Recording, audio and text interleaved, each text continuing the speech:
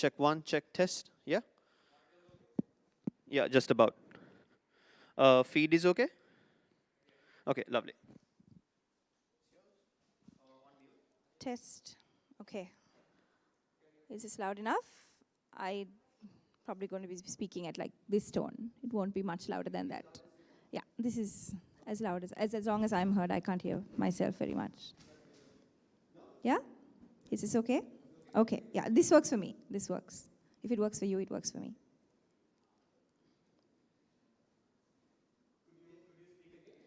Yeah, sure. Let me look into my introduction. It might be easier because we have lengthy introductions. So I will say, okay, let me read Ranjan's introduction. Ranjan is a coach in how to achieve chronic wellness, working as a trainer and a healer. He was a resident in London. I'm going to hold on to some of that information because it sounds cooler later on as I read it.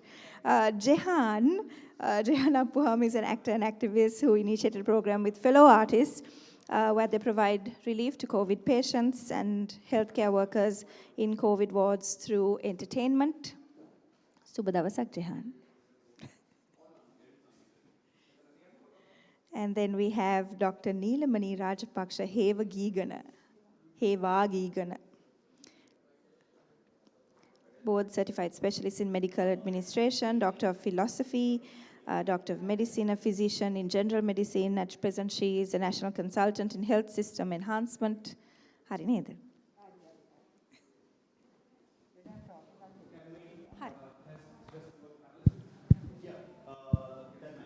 Check. Check one. Check. Okay. Yeah. 1, 2, 3. 1, 2, 3. 1, 2, 3. Oh, I mean, I'll take it out once. Right. I can be loud enough. I can be if you want to.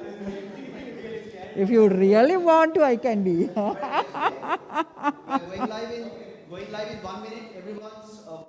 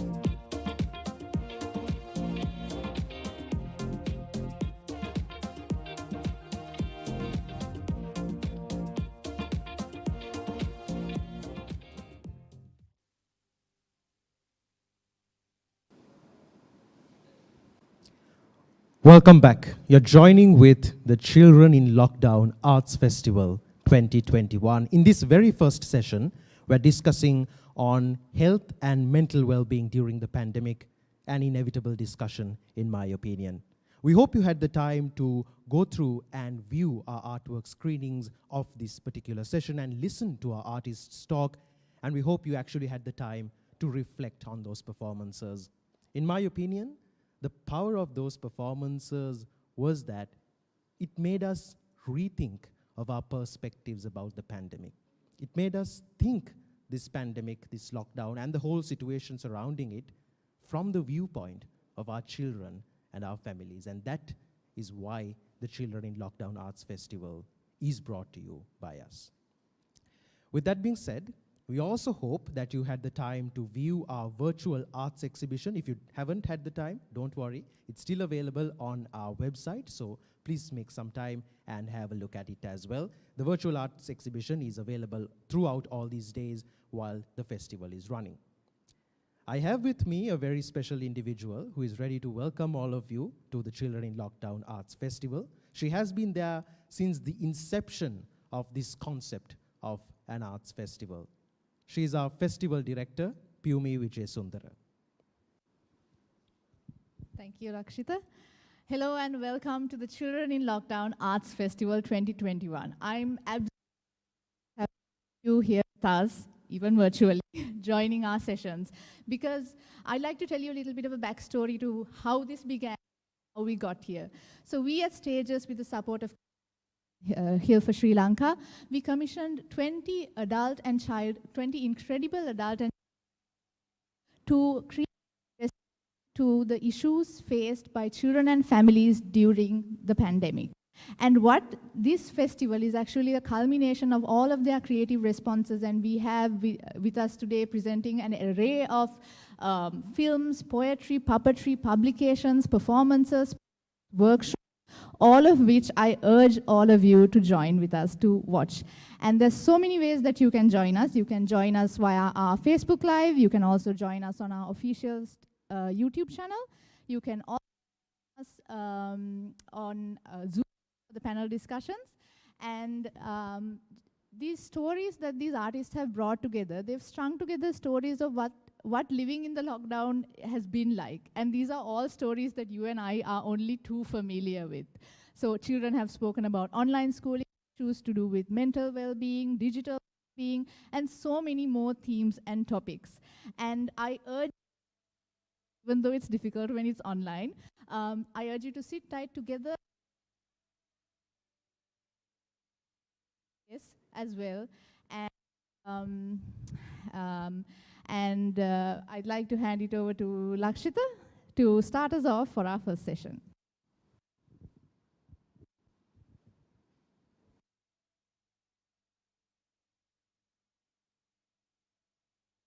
Let me start off by where she stopped. In this Down Arts Festival, when you view these artwork screenings, when you listen to these artists talk and you see their performances, you might just find yourself somewhere. With that being said, we're ready to move on to the panel discussion for this particular session. But before we head on to the panel discussion, just a few reminders. You can view this panel discussion through our web broadcast that is available on our website,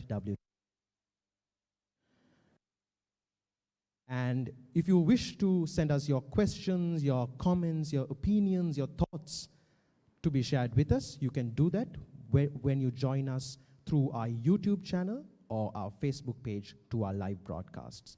If you want to have an interpretation, Tamil and the sign language, you're welcome to join us on the Zoom platform. The links to all these simultaneous broadcasts are available on our website.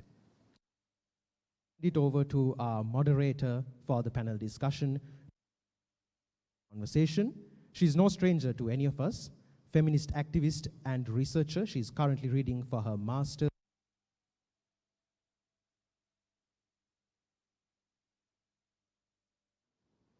Thanks very much, Lakshita, for your kind introduction, and thanks, Pyumi, for kind of setting the stage for today. Good morning, and thank you to all, and hello to all of us. Start with a little bit of noise, it's never a bad thing.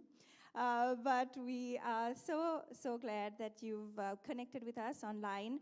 these are, in the ideal world, we would be all seated here together, but we are talking about things in a lockdown over the next 3 days, so it's obviously quite apt that we're going to be able to do this online. So welcome to the first moderated session. There are 6 sessions over the next 3 days. This is the first for today, 1 in the morning, and there'll be another this afternoon. So we'd like to also remind all of you joining us to please continue to watch and to be a part of this incredible festival. So we're starting off with our first moderated session, which is on health and mental well-being during the pandemic. And we have with us an incredible group of people. We are coming here right after having watched 3 very moving, very beautiful pieces of work by Natalie Soisa, by Shavindri, and by Mani, and we will be connecting with them a little later on also. But we have with us 3 panelists who I will introduce to you in just a minute. But before we go into that, considering that we are looking at children, we're talking about children in lockdown, it's also really important for us, I think, to take a minute to reflect on the tragedy that happened this week. It had the whole of Sri Lanka in tears. If you're a parent, I think perhaps, or even a teacher, it felt very different. It was a very difficult day to hear of children who were using a ferry to get to school, and the plight of those children, the plight of, it's one story, but it's also the story of so many hundreds of children around the country who are fighting, parents who are fighting for a better life, better education. And I think many of us have cried many tears, but we'd like to start off today by taking just a minute to remember them, a minute of silence, and then we will move on.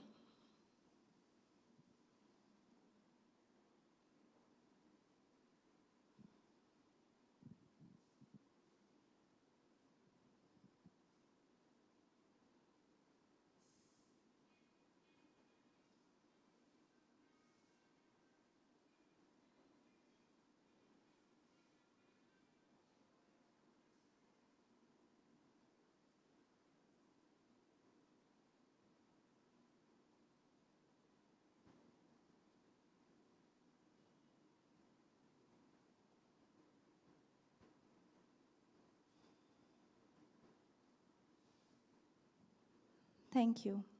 I think it's important for us to be reflective of everything that happens in our spaces, in our country, so that we are truly looking at creating more wholesome change and sharing these stories of individuals, of children, of parents, and that's very much a part of the reason that this festival is also being put together. So thank you for partaking in that moment of silence. And now I have the pleasure of introducing to you our guests for today, our panelists. I'll start with Ranjan. Ranjan, good morning. It's wonderful to have you with us. Ranjan is a coach in how to achieve chronic wellness, working as a trainer and as a healer. He was a resident in London, and his work took him to Buckingham Palace, where when a member of the British royal family started having treatment with him, so he's been there more frequently than perhaps any other Sri Lankan professional, and he'll, I'm sure, share a little bit about that. We can ask him questions on that later on. He also numbers a member of the former Iranian imperial family amongst those who've taken his treatment, and the outcome of his caliber as a healer and as a health trainer.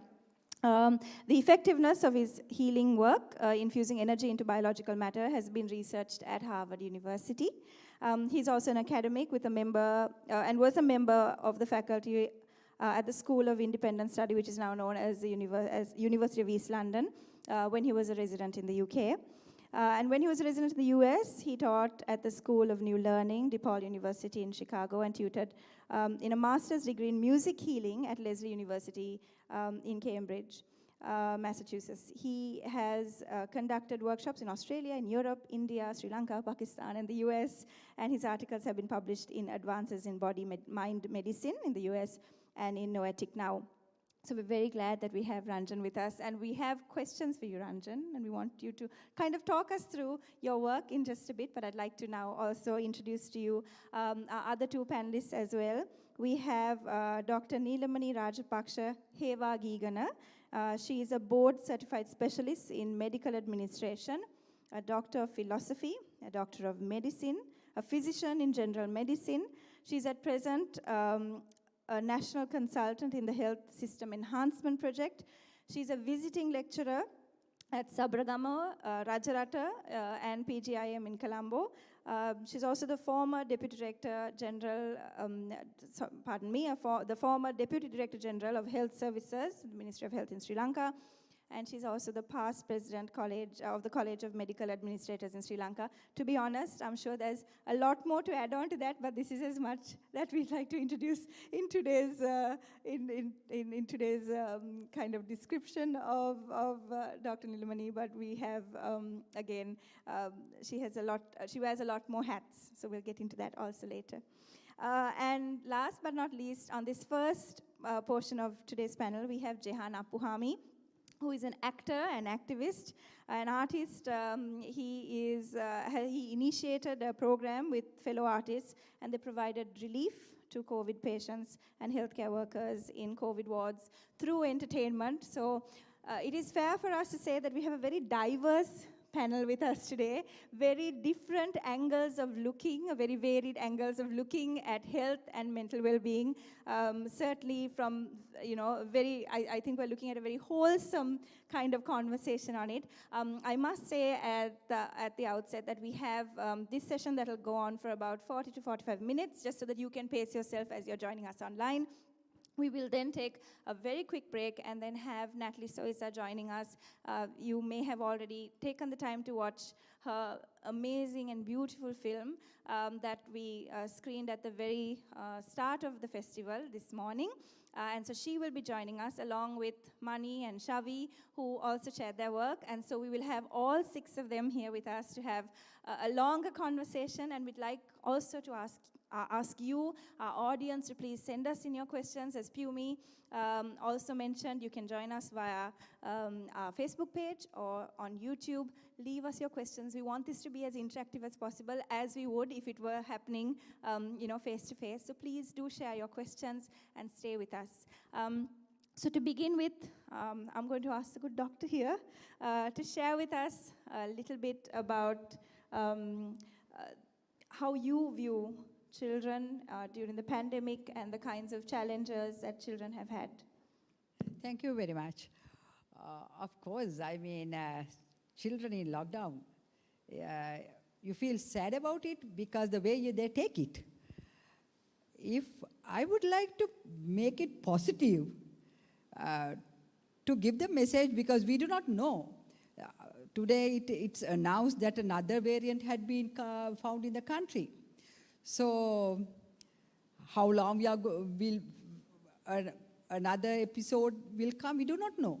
So let me walk you all through how to be happy in lockdown.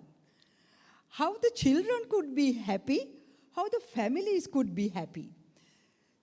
So in a positive note, yes, I'm sad about what happened in Kenya. I'm really sad. You feel sad hearing those. Let me walk through that story first. I was thinking about those children who would have been so happy to go to school after so long time. They wanted to go to school, right? They had missed 2 years. They had missed the opportunities of being a head prefect, a prefect, going through sport meets, winning awards. They have lost that time. Now they are no more because they have lost their lives also. I was just thinking, I may be wrong, I was just thinking, whether these children who were traveling daily, whether these passengers who were crossing that lake daily, did they know to swim? Just asking. Even they knew to swim, this would have happened. But what I'm trying to tell you all is, if you can make the children happy as well as improve their life skills, to face day-to-day challenges. That is what we want to do. That is what the media and your support. I'm so happy, Pumi, that you have thought of such a thing of bringing forward the talented artists, talented, all this talent together to address in a situation like this. Be focus the families. How to be happy? How can you empower the children to be themselves, to make their own decisions, to go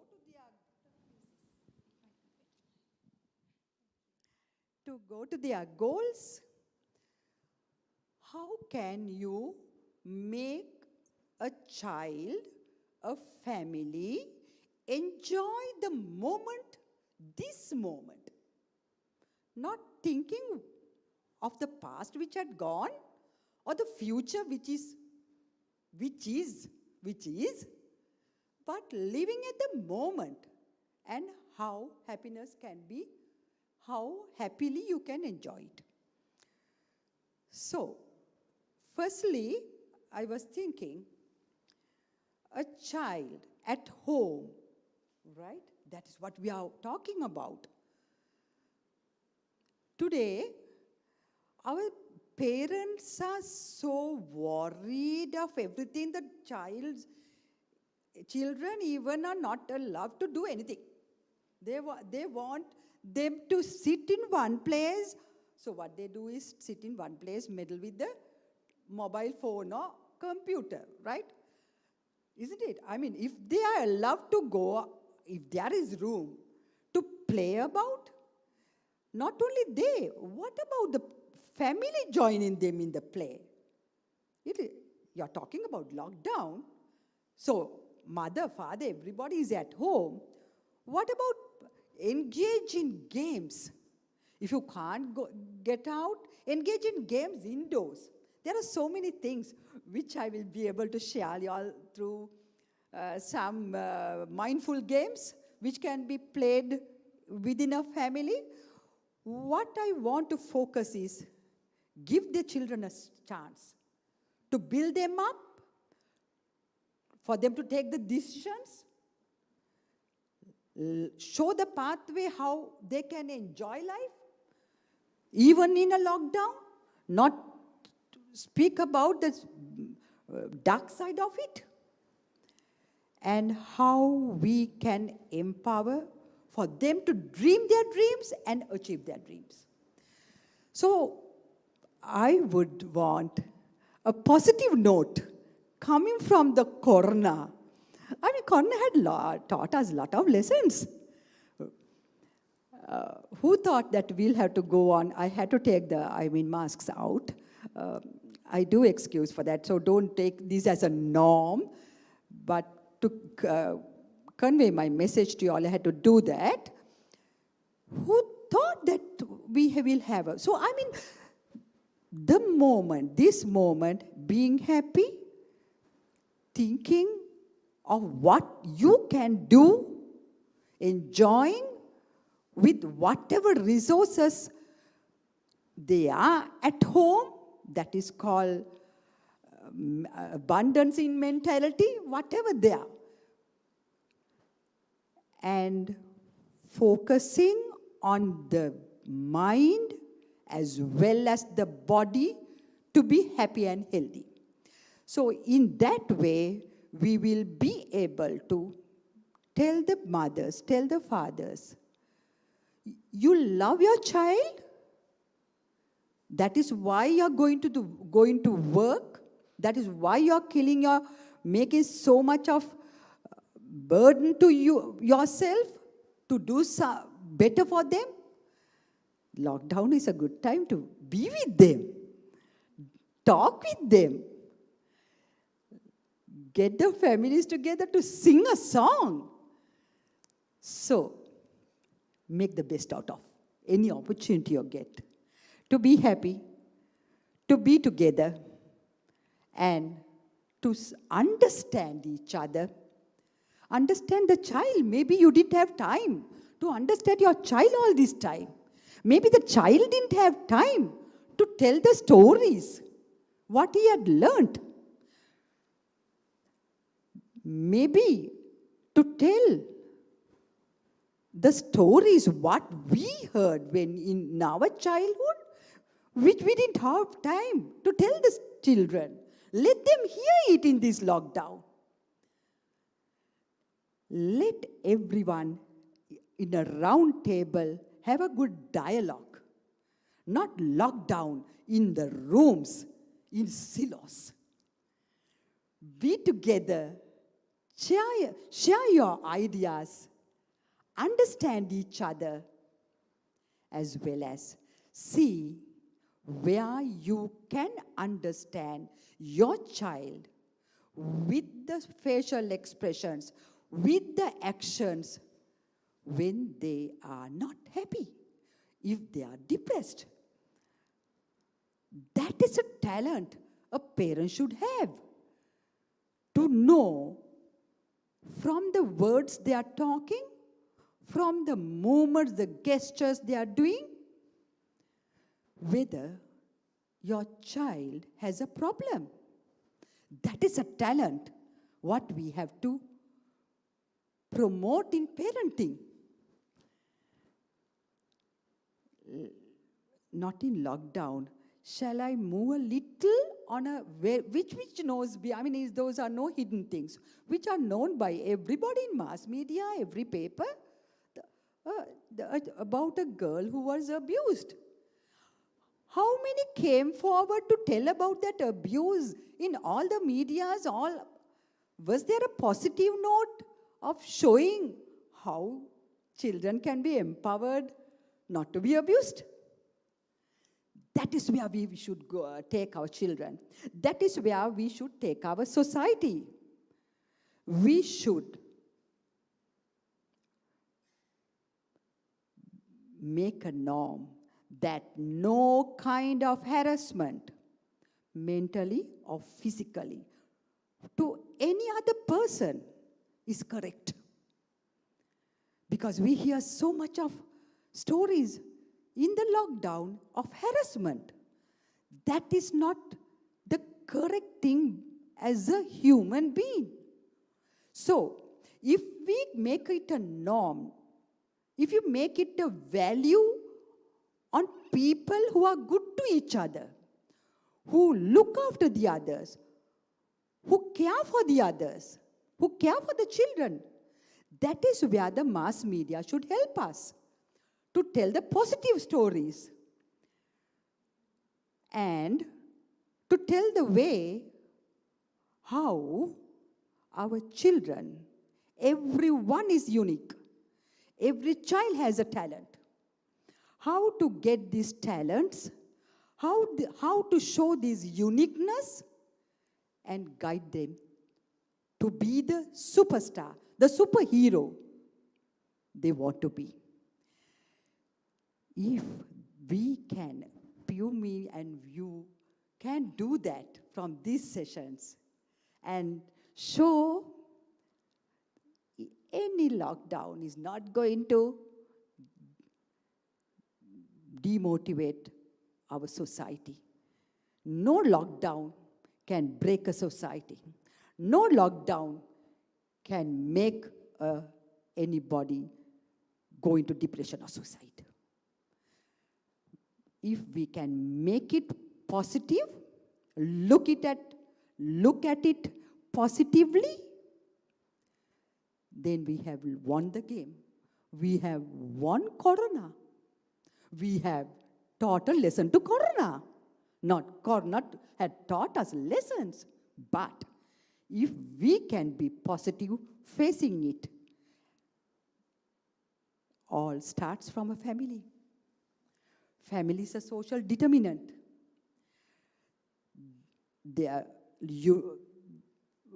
strength of a family together, the brothers, sisters, the grandfathers, if it's an extended family, okay. If it's a single family, a nuclear family, where the mother, father, and child are there, even then,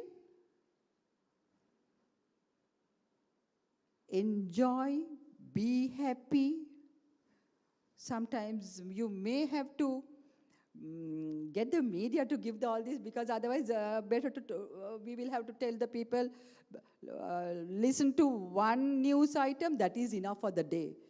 Because over the day, hearing all the deaths and the disabilities it's not the thing.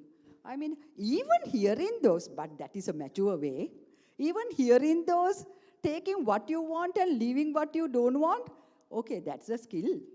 So that's a long pathway. But these things can be done. So let us together look at, in a lockdown, what we can do to strengthen a family, strengthen the bonds, and guide the family to be happy than they were earlier. Thank you so much, Doctor. Actually, that's a lot of food for thought. I was, I guess, reflecting on the last few months, trying to figure out how positive I have been as a parent. To be really honest, I'm one of those people who sees multiple news pieces. I don't stop at one.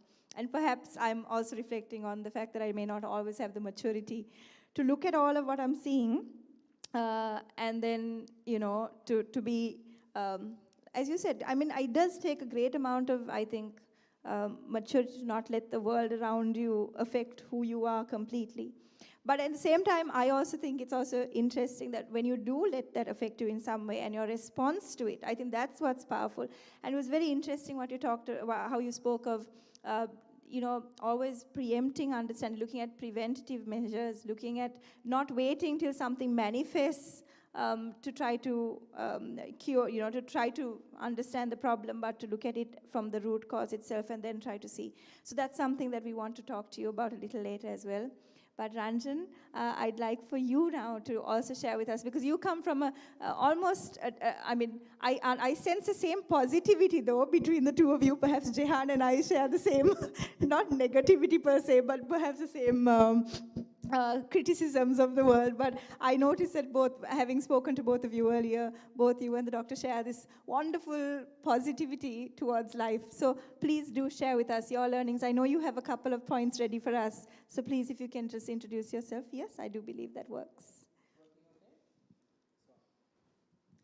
Yeah, I'd like to thank you for the opportunity to do so. I'd like to share 2 points with you this morning.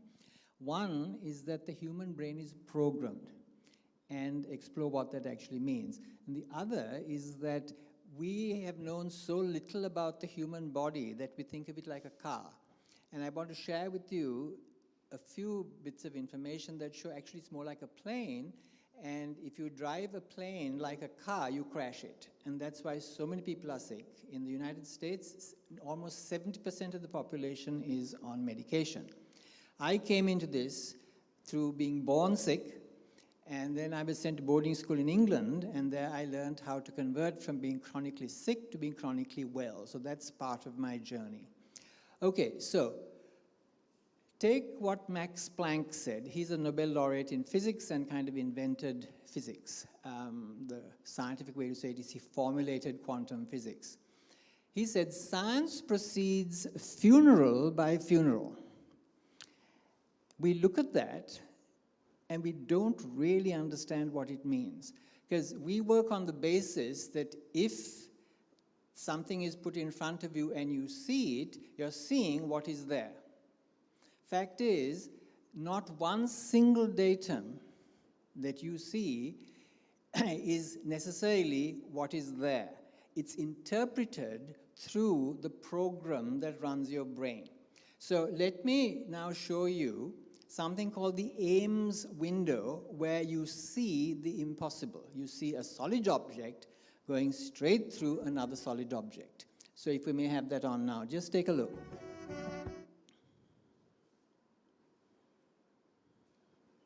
Even though your brain is more remarkable than the most powerful computer in the world, it is possible to trick that very brain of yours. Have a look at this. What can you see? Oh, you say that's easy. I can see a window going around. Is it rotating or no? It paused. Now it's going the other way. Okay, so we're watching a window that's going backwards and forwards. Pauses again, now it goes back the other way. Backwards and forwards all the time, oscillating. Are you sure that's what you're seeing? In fact, you're looking at an optical illusion that was invented by Adelbert Ames back in 1951, and it's quite a remarkable illusion. If we stop the window now, you'll notice that it was rotating the same direction all the time on a turntable, same way all the time, but it isn't a rectangle. You assumed that it was a window, so it must be a rectangle. Oh, no, it isn't. Look at that end there, quite short. This end, quite large. In fact, it's a trapezoid. A trapezoid, a strange shape. Not a rectangle, though. But because we've seen so many windows in our lives, we assume that they're all rectangular. Let's have a look at a real window. This time, put on a reference point through the centre of the window. What I'll use is a ruler, wooden ruler, can't bend, and I'll attach it right to the centre of the window in this position here. Now this time, you watch the ruler. You know it can't bend, so this time I'm sure we will defeat the illusion. What do you think? Here we go. Now there's the window, rotating.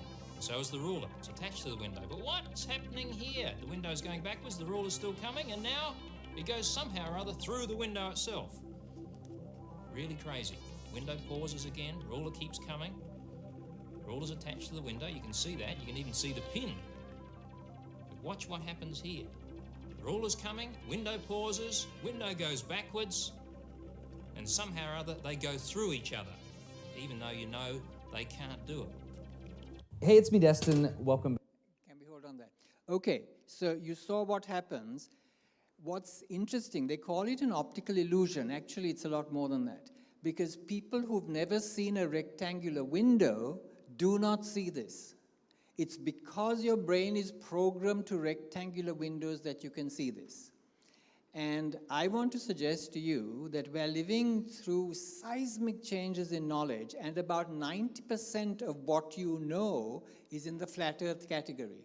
So you are saying things that are going solid objects going through solid objects, but actually they're not. And part of that is illustrated by what's called the backward brain bicycle. So if we may have that now, I'd like you to see the distinction between knowing something and actually understanding. Hey, it's me, Destin. Welcome back to Smarter Every Day. You've heard people say it's just like riding a bike, meaning it's really easy and you can't forget how to do it, right? But I did something. I did something that damaged my mind. It happened on the streets of Amsterdam, and I got really scared, honestly. I can't ride a bike like you can anymore. Before I show you the video of what happened, I need to tell you the backstory. Like many 6-year-olds with a MacGyver mullet, I learned how to ride a bike when I was really young. I had learned a life skill and I was really proud of it. Everything changed though when my friend Barney called me 25 years later. Where I work, the welders are geniuses and they like to play jokes on the engineers. He had a challenge for me. He had built a special bicycle and he wanted me to try to ride it. He had only changed one thing. When you turn the handlebar to the left, the wheel goes to the right. When you turn it to the right, the wheel goes to the left. I thought this would be easy, so I hopped on the bike ready to demonstrate how quickly I could conquer this. And here he is, ladies and gentlemen, Mr. Destin Sandlin. First attempt riding the bicycle. All right. So the faster I go, the better. Yeah. I couldn't do it. You can see that I'm laughing, but I'm actually really frustrated. In this moment, I had a really deep revelation. My thinking was in a rut. This bike revealed a very deep truth to me. I had the knowledge of how to operate the bike, but I did not have the understanding. Therefore, knowledge is not understanding. Look, I know what you're probably thinking. Destin's probably just an uncoordinated engineer and can't do it. But that's not the case at all. The algorithm that's associated with riding a bike in your brain is just that complicated. Think about it. Downwards force on the pedals, leaning your whole body, pulling and pushing the handlebars, gyroscopic precession in the wheels, every single force is part of this algorithm. And if you change any one part, it affects the entire control system. I do not make definitive statements that often, but I'm telling you right now, you cannot ride this bicycle. You might think you can, but you can't. I know this because I'm often asked to speak at universities and conferences, and I take the bike with me. It's always the same. People think they're going to try some trick or they're just going to power through it. It doesn't work. Your brain cannot handle this. For instance, this guy, I offered him $200 just to ride this bike 10 feet across the stage. Everybody thought he could do it. No, you didn't understand. So This way. Okay. All right, I'm second. All right, so whenever you're ready. Yeah. Wait. No, you have to keep your feet on. Dude, all right, here we go. Wait.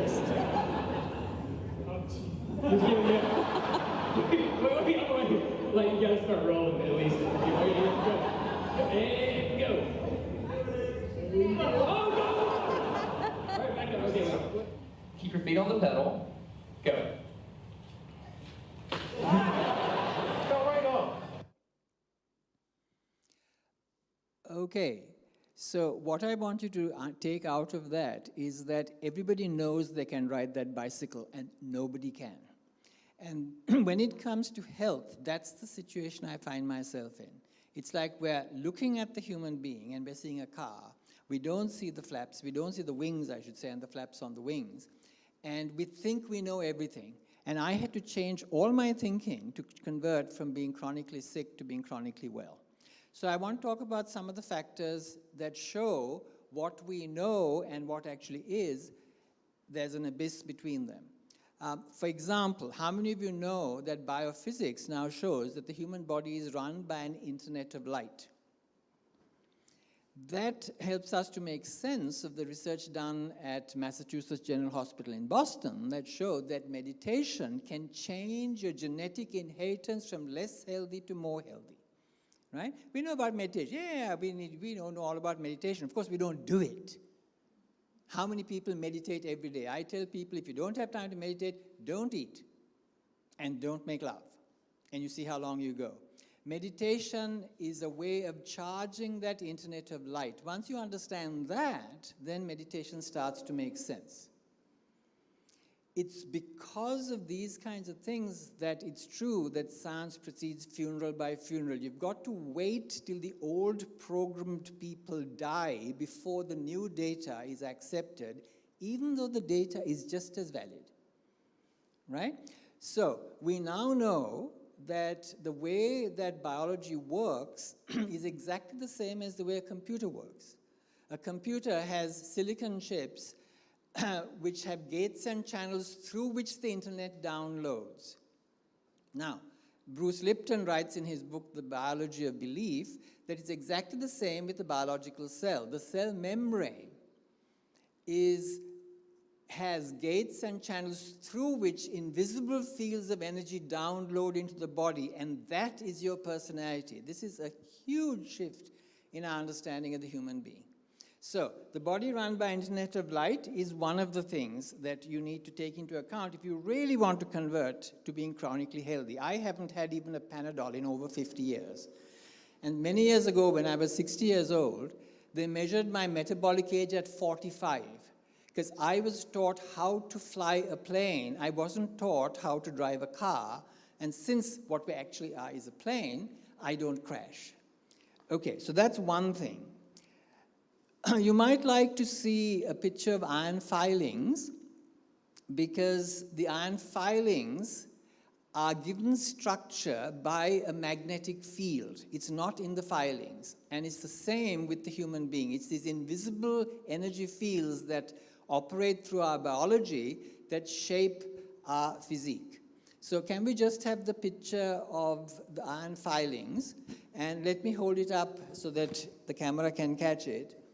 That shape, the iron filings, is created by the magnetic field, which happens to be invisible. But we know about magnets. We don't know about the energy fields that run a human being or a biological cell, so we ignore it. Science knows it.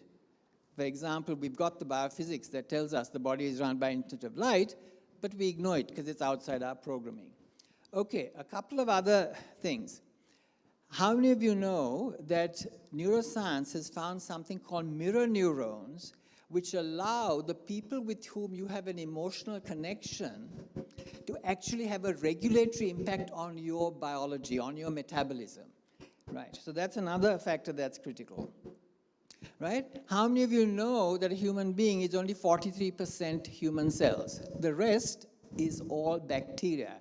And it's the study of what's called the microbiome that shows that if you don't know how to keep your bacteria happy, you're going to get sick, because you cannot live without their work. But they're independent organisms. So like this, how am I doing for time? Okay, so let me just finish with saying, given the kind of creature you actually are, which is a plane that flies, and you're trying to drive it like a car, you need to know some things about the society that you live in, right? And I want to show you a picture of a brain scan. Can we pull that up next? What it shows is the red lines are new neural pathways. Right.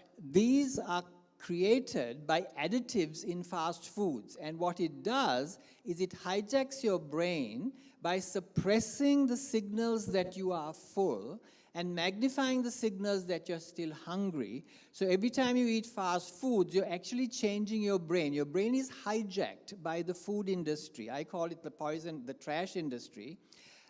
So that now your brain is working for their profit against your health. So remember that every time you eat fast foods, you're putting into your body poisons that change your brain so it's working for the trash industry so that your money goes into their pocket. You're eating at least twice as much as what you need. So that's just giving you a taste of the kind of things that I've been involved in converting from being chronically sick to being chronically well. And what I do with my patients is to take them on the same path. In fact, a couple of years ago, I was invited to come back to England to treat a Parkinson's patient. She's an eminent lawyer who got her MBE from the Queen in 2019. Her Parkinson's had got to the point where she couldn't write anymore. And in 2 months of working with me and only 81 treatments, she was able to write again. Now that means her Parkinson's was starting to reverse, which is something that you cannot do with drugs. So there are things here that the scientific establishment knows but ignore, partly because it's bad for profits, and partly because in their programming, they think they know everything.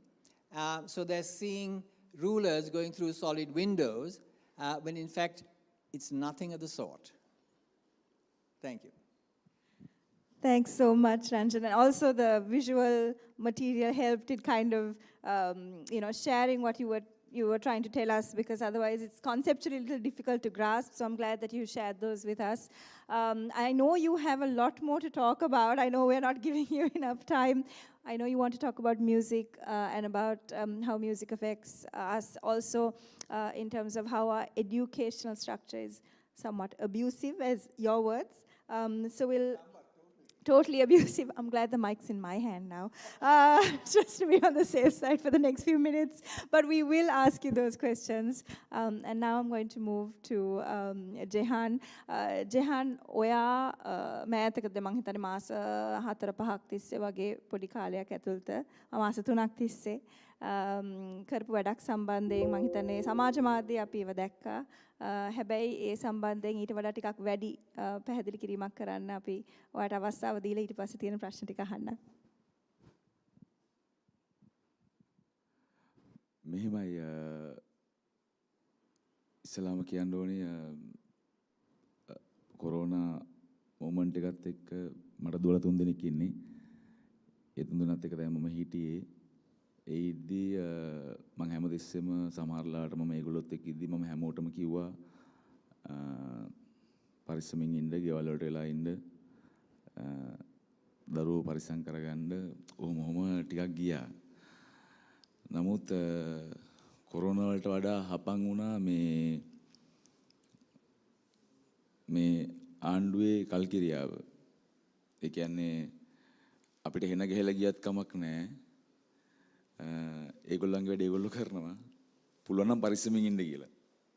ඒකින්ද එක වෙලාවක තීරණයක් ගත්තා මේක ඇත්තටම කිව්වොත් අපි පරිස්සම් වෙන්න ඕනි.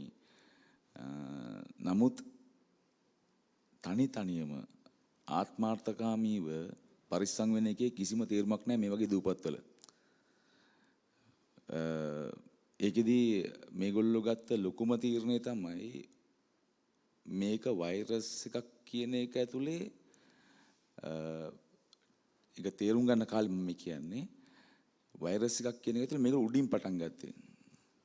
ඒගොල්ලෝ හිතුවා මිලිටරි එකට මේක පාලනය කරන්න පුළුවන් කියලා.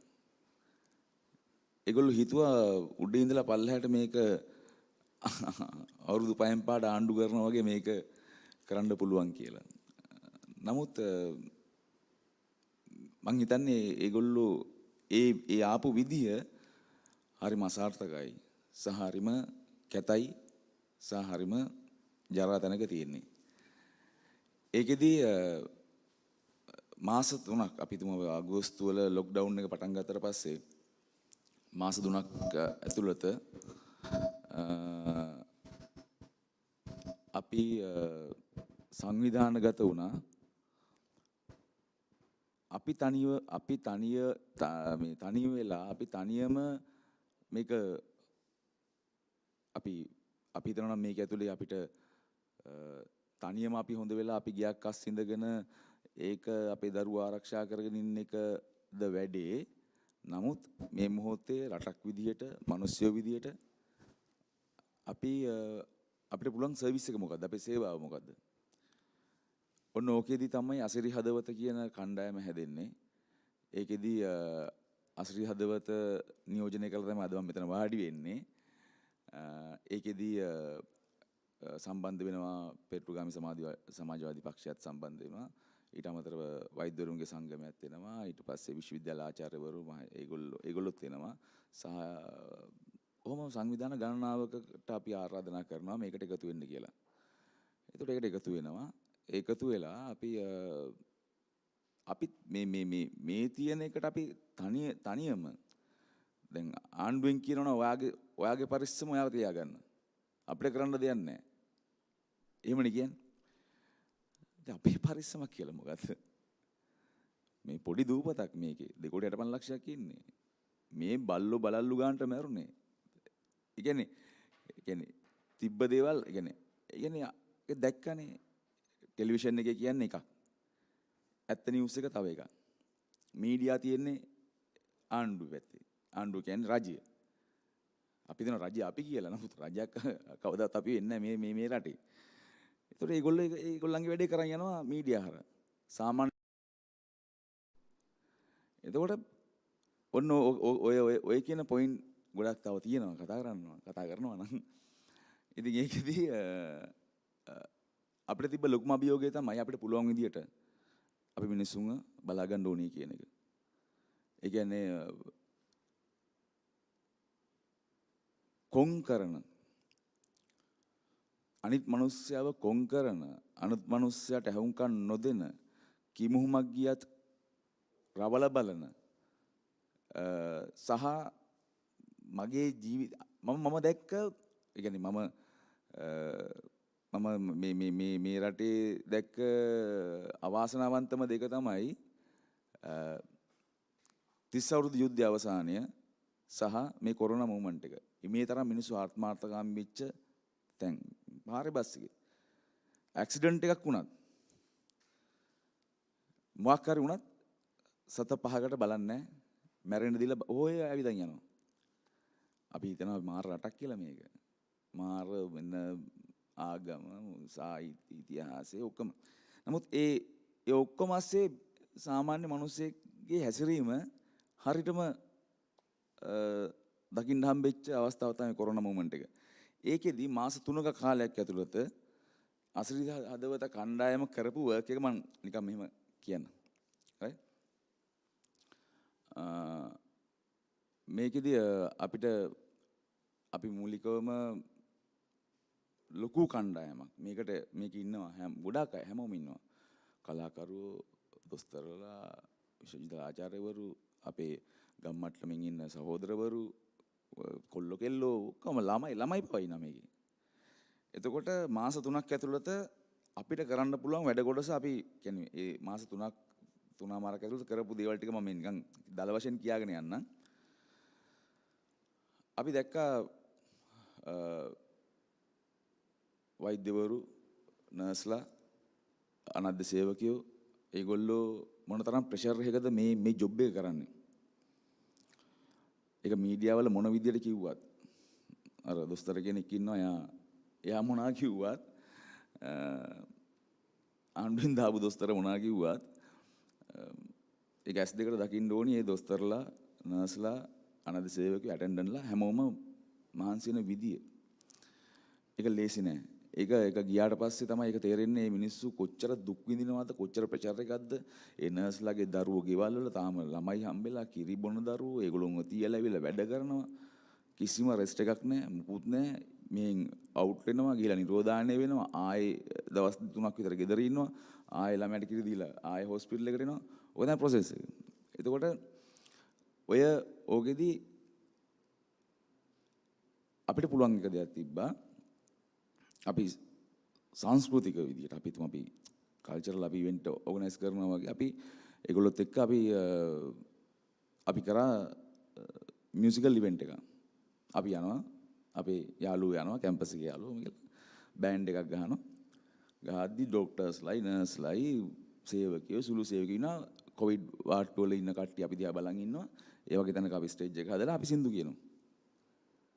කියන්නේ ඒගොල්ලෝ දන්න සින්දු අපේ සින්දු නෙමෙයි. ඒගොල්ලෝ ආසම සින්දු ටික අපි කියන්නේ. ඒගොල්ලෝම ආසම සින්දු. එතකොට හැමෝම නටනවා. කොවිඩ් පේෂන්ට්ලත් නටනවා උඩ. ඩොක්ටර්ස්ලා හරි නර්ස්ලා අනාථ සේවක කාර්ය මණ්ඩලයේ ඇටෙන්ඩන්ස්ලා ඔක්කොම සියල්ලම නටනවා. ඒ තරම් ප්‍රෙෂර් එකක්. එතකොට මේකට සම්බන්ධ වෙච්ච විශේෂයෙන් කලාකරු විදියට එහෙම සම්බන්ධ වෙච්ච සියලු දෙනාට මම මේ වෙලාවේ ස්තුතිවන්ත වෙනවා. සහ ඒක ස්තුති කරන්න ඕන දෙයක්වත් නෙමෙයි. ඒක අපේ වැඩක් ඒක. අපේ සර්විස් එක. මම මොකෙක් හරි මිනිහෙක් විදියට මම මෙතන කතා කරන්නේ ඒකින්දනේ. එතකොට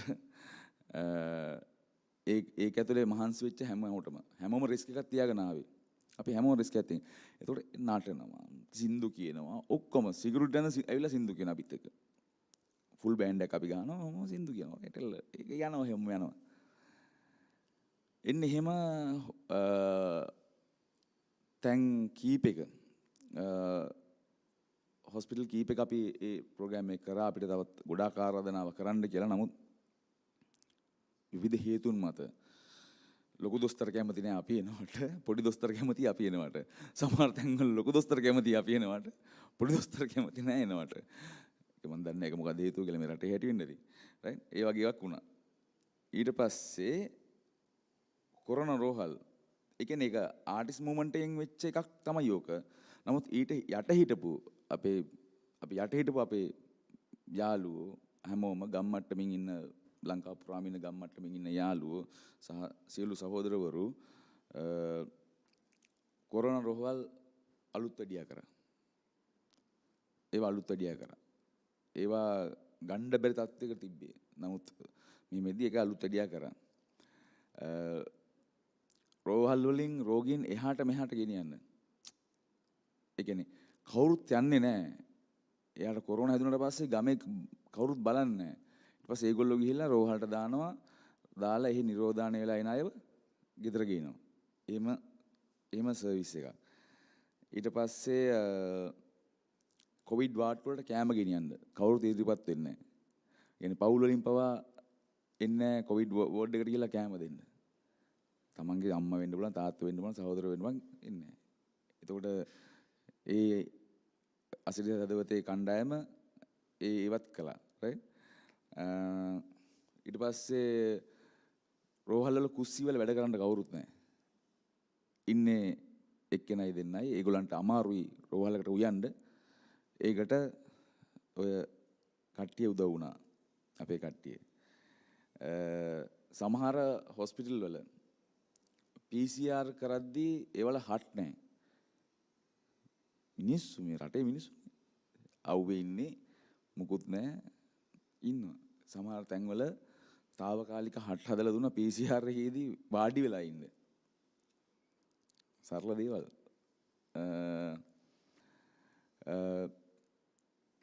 ඔය ඉන්ජෙක්ෂන් එක ගහද්දී ඒකට සේවකයෝ අඩු වෙලා ඊට පස්සේ ගොඩාක් හොස්පිටල් වලට එතනට ගිහිල්ලා එන්නත් වලට උදව් කරා. මේක ඇතුලේ අර ගම්මට්ටමින් තිබ්බා පෞල් පිටි නිරෝධායනය කරන එක. ඒක එච්චර සුන්දර දෙයක් නෙමෙයි. කියන්නේ පෞලක් නිරෝධායනය වෙනවා කියන්නේ ගමක් කුන් කරනවා.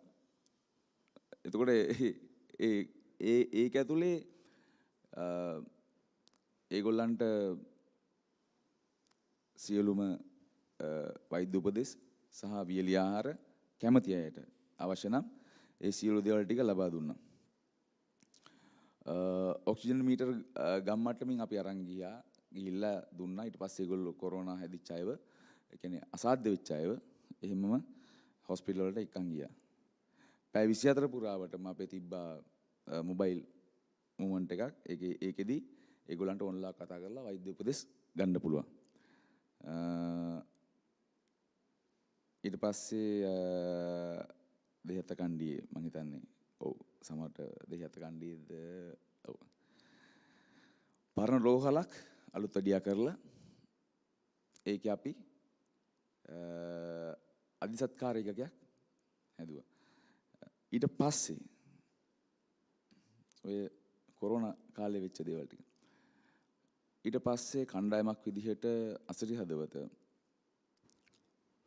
මේ අපිට ඉන්ජෙක්ෂන් එකක් ගැහුවට පස්සේ 1-2 ගැහුවට පස්සේ දැන් තියෙන තත්ත්වය වෙනස්.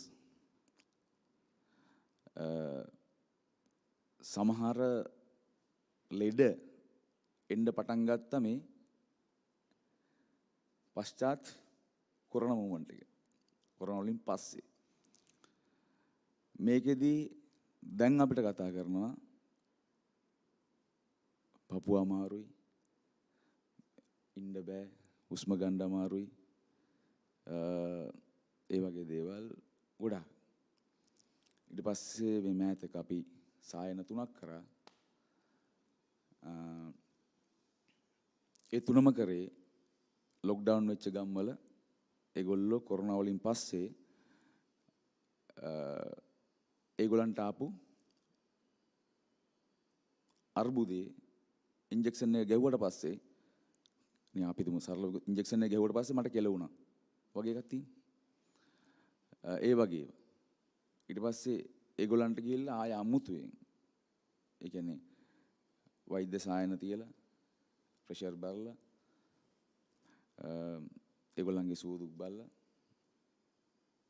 පොඩ්ඩක් ඉන්න ඔහොම පාඩුවේ ඉන්න ප්‍රශ්නයක් තියෙනවා තමයි. අපි මේක හිමීට හොඳ කරගමු. දැන් තමයි ලෙඩ ටික එන්නේ. මම හිතන්නේ තව ටික දවසකින් මේක මොන තත්ත්වයකට වර්ධනය වෙයිද දන්නේ නැහැ. නමුත් මේකේ සම්පූර්ණ මේ මොහොතේ ලොකු මනුස්ස ජීවිතේ 7-5කට ගණන් ගන්න නැති, මනුස්ස ජීවිතය ගැන කිසිම අදාළකමක් නැති, මනුස්ස ජීවිතයකට කිසිම වටිනාකමක් දෙන්නේ නැති, මනුස්ස ජීවිතය සම්බන්ධයෙන් කිසිම මේ ආදරයක් එහෙම ආදරයක් කියලා කියන්නත් අවුල්. ඒක මනුස්ස ජීවිතය සම්බන්ධයෙන් කිසිම දෙයක් හිතන්නේ නැති ආණ්ඩුවක් එක්ක මේ මිනිස්සු මෙහෙම ජීවත් වෙලා ඉන්නවා ඇති.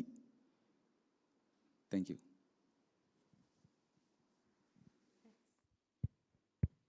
Okay. Just checking to see if this microphone is working, but I think we need more volume on it. I may switch to the other microphone and maybe we can come back to this and fix it during the break. Okay, one of these two need to work for me. Okay, yeah, we're good. බොහොම ස්තුතියි ජෙහානේ share කරපු අදහස්. මං හිතන්නේ ප්‍රායෝගිකව ඒ අත්දැකීම් එක්ක ඔයාලට දැනෙන්නේ නැති ඔයත් වෙනස් වෙලා කියලා නේද? ඔයා පටන් ගත්තේ මුලින්ම මට දරුවෝ 3 දෙනෙක් ඉන්නවා කියලා. ඒතොර අපිත් කොයි වෙලාවෙත් හැමදාම කියන්නේ stay home, stay safe තමන්ගේ දරුවෝ. අපි හරි ආත්මාර්ථකාමී වුණ කාලයක් තිබ්බා. ඒක මං හිතන්නේ ඒ කියන්නේ අපි එහෙම හිතන්නේ අපේ පරිස්සම ගැන අනුන්ගේ පරිස්සමට අපේ පරිස්සම ගැන හිතන්න ඕන කියන සංකල්පයත් එක්ක. ඒක හරි. ඒක හරි. හැබැයි ඒ නිසා අර නැති වෙන මනුස්සකම අපිට දැනෙන තනිකම ඒක කොහොමද අපි විසඳන්නේ? ඒක කොහොමද? ඔයා කියන පොයින්ට් එක හරි. This idea of where does humanity fit into all of this conversation on COVID? What about the loneliness, the sadness, the fear, the stigma, the isolation? How do we manage all of these things? It's very much a conversation on health and mental well-being. And how much of that have we been able to, we have a health sector that is extremely pressured. Jehan shared examples of how nurses or doctors, everyone in the health sector is under immense pressure and falling apart because they can't manage. It's been a year and a half, it's still the same. It's not very different for them still. So then how in this context do we talk about mental well-being, right? Doctor, you started off with this amazingly positive note on mental well-being, on staying positive through all of this. Now, I must admit, this is something that I also find difficult to wrap my head around. But you're here talking to us about the importance of it. And I think all of us, perhaps, as parents, we do understand that we need to find a way to bridge that gap. But how do we do that? How do we then become those parents who understand those things, who understands that we need to be better for our children, or we need to do better despite the problems that we have. So that's a challenge. So doctor, my question to you is that you talked about staying positive. Or practically when we do this, how do we do this? It's a very genuine question I have. Firstly, I should acknowledge what lot Jehan had done. Jehan, I congratulate you. Because අත්තමයි ජහනේ ඔයා කියන දේවල් වල සත්‍යයක් නැත්තෙම නෑ. ඒ කියන්නේ මම මෙතනට ආවේ මොන ආණ්ඩුවක්වත් විවේචනය කරන්නවත් නෙමෙයි. හිටපු හැම ආණ්ඩුවකම ප්‍රශ්න ඒව ගැන කතා කරන්න වෙලාවක් නෙමෙයි මේක. හරි? මොකද කවදා හරි මට අවස්ථාව දුන්නොත් ඔය හැම එකටම මුණ දීලා මම අද තත්ත්වයට ආවේ කොහොමද කියලා ඔය ඔක්කොම ගැන කියන්න.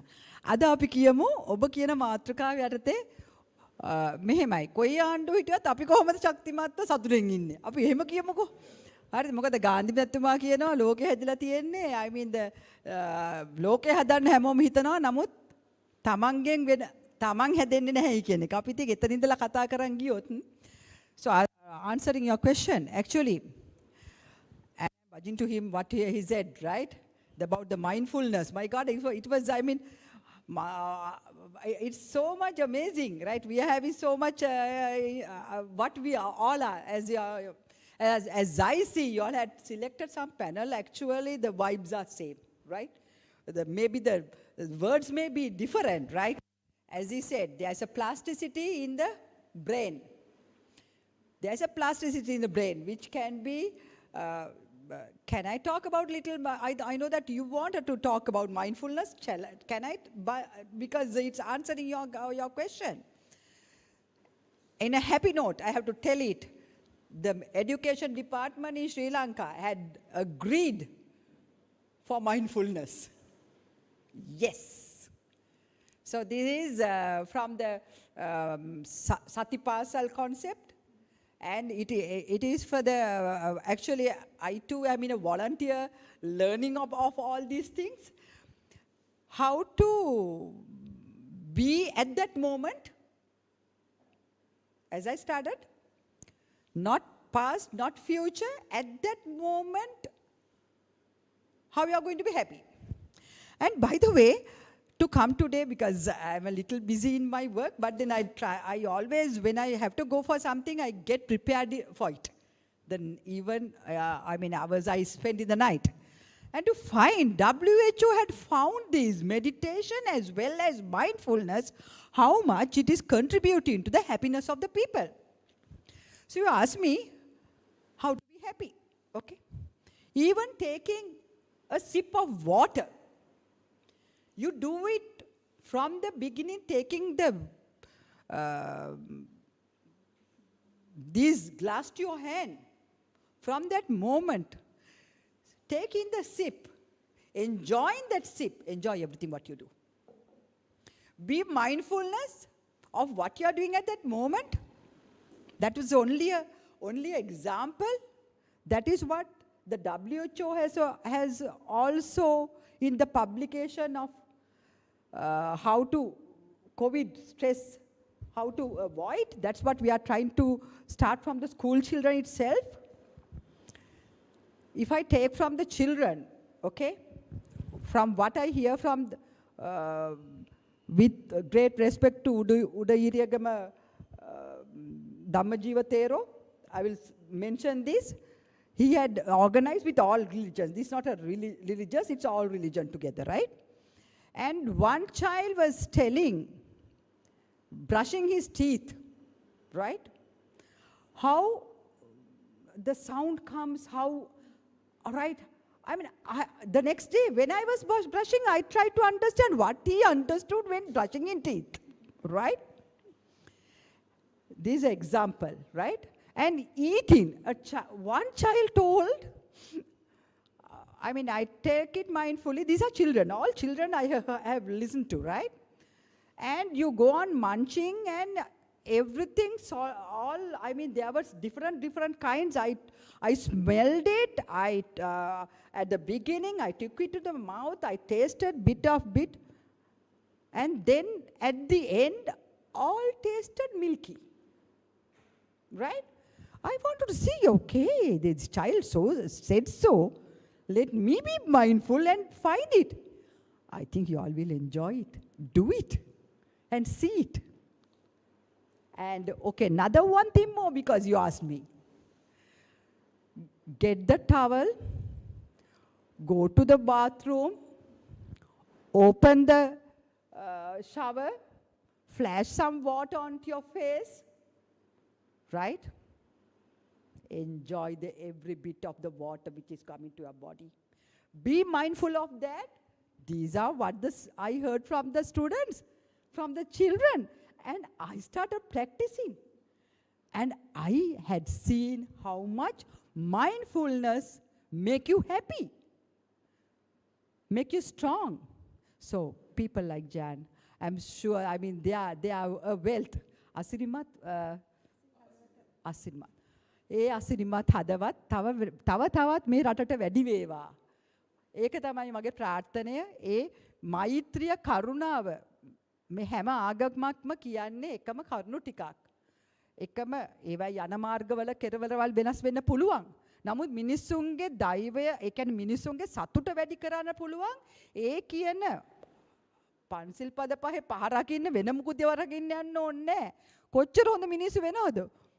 කොච්චර ඔය අසිරිමත් හදවතවල් ඇති කරන්න පුළුවන්ද අපිට? ඒක නොවෙන එක නෙමෙයි ප්‍රශ්නේ. හැබැයි I think අපිවත් කරමු.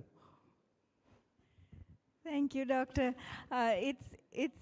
Yes, I do believe we need to take a very quick break, though, in just a minute. But before I'm just going to add on to that conversation, and then Ranjan will certainly come back with a comment on it. But the idea of mindfulness, I think, like Doctor said, even though I think all of us on this panel have obviously different vibes, or but we do share a shared interest in wanting for a better world, a happier world, right? And we're all channeling this energy into that space. And mindfulness can certainly change things. And I think in different ways, each of us are finding ways to try to be mindful.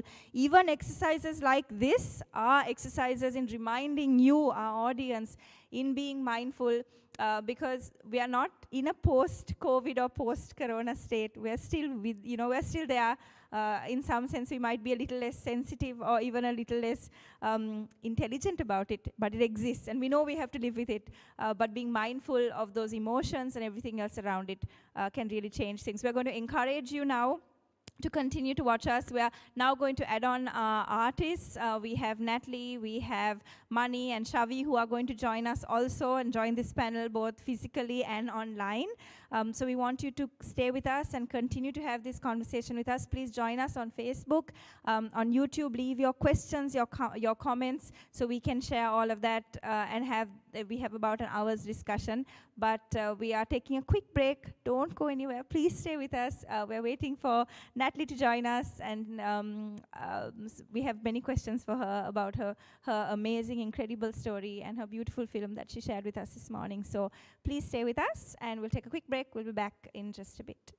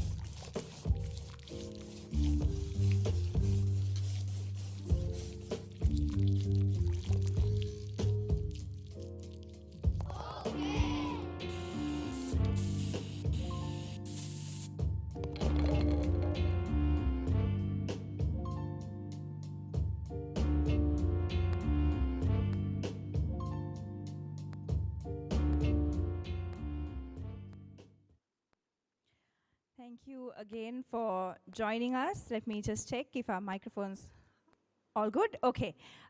So there was a very quick break so that we can accommodate Natalie on stage. She's here with us. So this morning, in case you're just joining us or you joined us at the tail end of our conversation, this morning we started off the festival with three different works by three artists. We had Shavi, Mani, who are also joining us online on the same conversation, and Natalie, whose film hi Shavi, hi Mani. Nice. Subhadavasak. Mani, can you hear us? Okay, great. Okay. So it's nice to have all of us here. There are 7 of us here, and we're going to run through, continue the conversation that we were having before. But like I was saying, we started the festival with Natalie's film. It was just incredible. We were here physically watching it, and we had to stop for a few minutes because we didn't see the last like 3-4 minutes of the film because we were doing other technical work. And in some sense, I must say this, and I said this to you, it was so difficult to watch that I'm glad we stopped at that point because I would have been in tears if we had gone in from that to this. It's an incredibly powerful story, and I'm so, so glad that you had, that you shared this story with us. I mean, you weren't pushing for, you weren't talking about how you were feeling or these massive emotions. You were just being absolutely factual about everything, from showing us hospital receipts to very, very graphic images of your own body, and that takes incredible strength. I am so honored to be on this panel with all of you, but in particular today, Natty, I am so, so, so proud of how incredible all of this is for you also. I'm trying very hard not to cry today.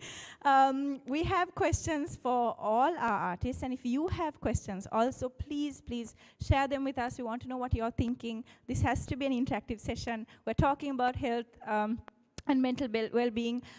These are not two different categories, they're also the same, you know, we're looking at it as a whole something, so health and mental well-being, how each of these things also feed off each other. So that being said, we left off before that conversation with the good doctor here talking to us about positive, about being mindful.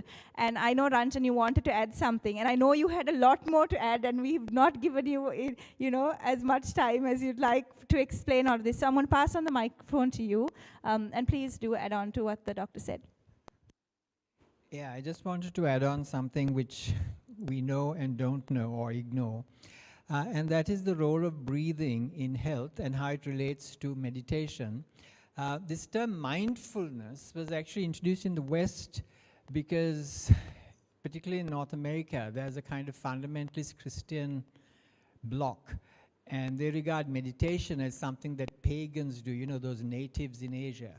So to stay clear of that, I think it was somebody called John Zibert Khan. He introduced the term mindfulness to be neutral. So we need to understand where the word mindfulness comes from. It's that we don't want to offend people by thinking it's something that natives do, to call it meditation, and pagans.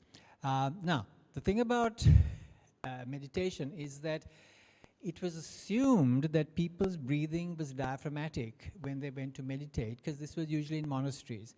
So nobody looks at the need to underpin mindfulness or meditation with what is called diaphragmatic breathing. I call it normal breathing. There are two reflective modes of breathing. Reflexive. One is diaphragmatic and the other is costal. Now, if you shift to costal breathing, this happens to also be a signal to your body that you're in danger. And the body immediately goes into survival mode. It puts maintenance work on hold, and it shifts that energy into survival. So the liver will manufacture cholesterol and pour it into your bloodstream. The adrenal glands will manufacture adrenaline and pour it into your bloodstream. These are all tools to help you to survive. You can run 3 times as fast burning cholesterol as you can without it. However, our problem is that we breathe costally, we produce the cholesterol, and then we don't burn it, so then it kills us. One of the problems with costal breathing is that it's a shutdown mechanism.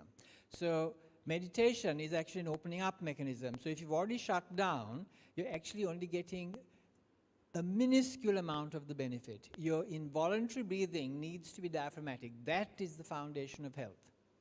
Stop and think about it. If your maintenance work goes on hold, you are on the high road to chronic illness. I haven't had a single patient in the last 30 years who isn't breathing costally. So my first job is to change their reflexive breathing from costal to diaphragmatic.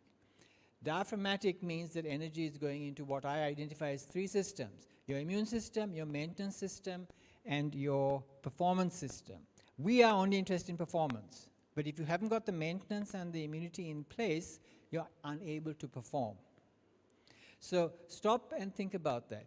That you have to get the maintenance side of living properly primed. What we don't take into account is that, in fact, it's impossible to use the body without damaging it. Using the body damages it. There's a neuroscientist at UCLA in California who says wakefulness is low-level brain damage. Simply being awake is damaging your brain. Not using your body damages it even more, and I can tell you long stories about that. So you have to look at it from the point of view of a rhythm. I talk about a dynamic rhythm, the dynamic rhythms of health. Usage, restore. Usage, repair. Usage, the maintenance work doing the repair. If your maintenance work is not functioning, anivaring, absolutely without doubt, you're on the road to chronic illness, right? This UCLA scientist says that after 19 hours of simply being awake, your brain is so damaged, you function like somebody who is legally drunk.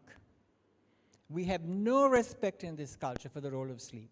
I know people who think sleeping for 3 hours a night is okay. There's Ranjan Das, who was the CEO of SAP. Excellent health performance in terms of yesterday's notions of health.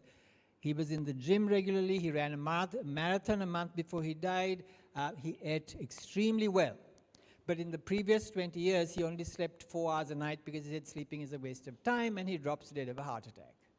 So those are the kinds of things we have to take into account. We have to stop ignoring the things we know and take a look at how that impacts our health. Because in a proper state of health, in mindfulness, you are actually safe. There's a man called Wim Hof in Holland who was injected with lethal toxic germs. And with pranayama, yoga, and meditation, he had no reaction. And that's been my experience, that I don't get colds, I don't get coughs, I don't catch flu, because my immune system is properly primed. Because my involuntary breathing is diaphragmatic, and then there are a few other things that you need to do. Exercise and food come into the picture, but they're right at the bottom. And very few of us understand that the function of exercise is actually hygiene. And if you want to know about that, you'll have to ask the moderator to give you more time. We will try to accommodate that and to give you more time a little later on. But now that we have our artists also, pardon me, with us, I'd like to also introduce you to them in case you missed their work. So we have Natalie, who is physically here with us. Natalie Soisa is a photographer, editor, writer, and an occasional filmmaker. She comes with over 20 years of experience. Her work is primarily focused on addressing gender and identity in a post-colonial and post-war Sri Lanka, which have been exhibited and published in the US, in the UK, Germany, and across South Asia.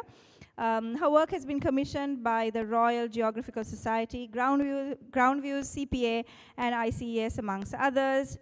She also happens to be the co-founder of gender activism initiative, which is called Bender, and the editor of the Bender magazines. That's exciting for those who follow Bender. There's also the magazine.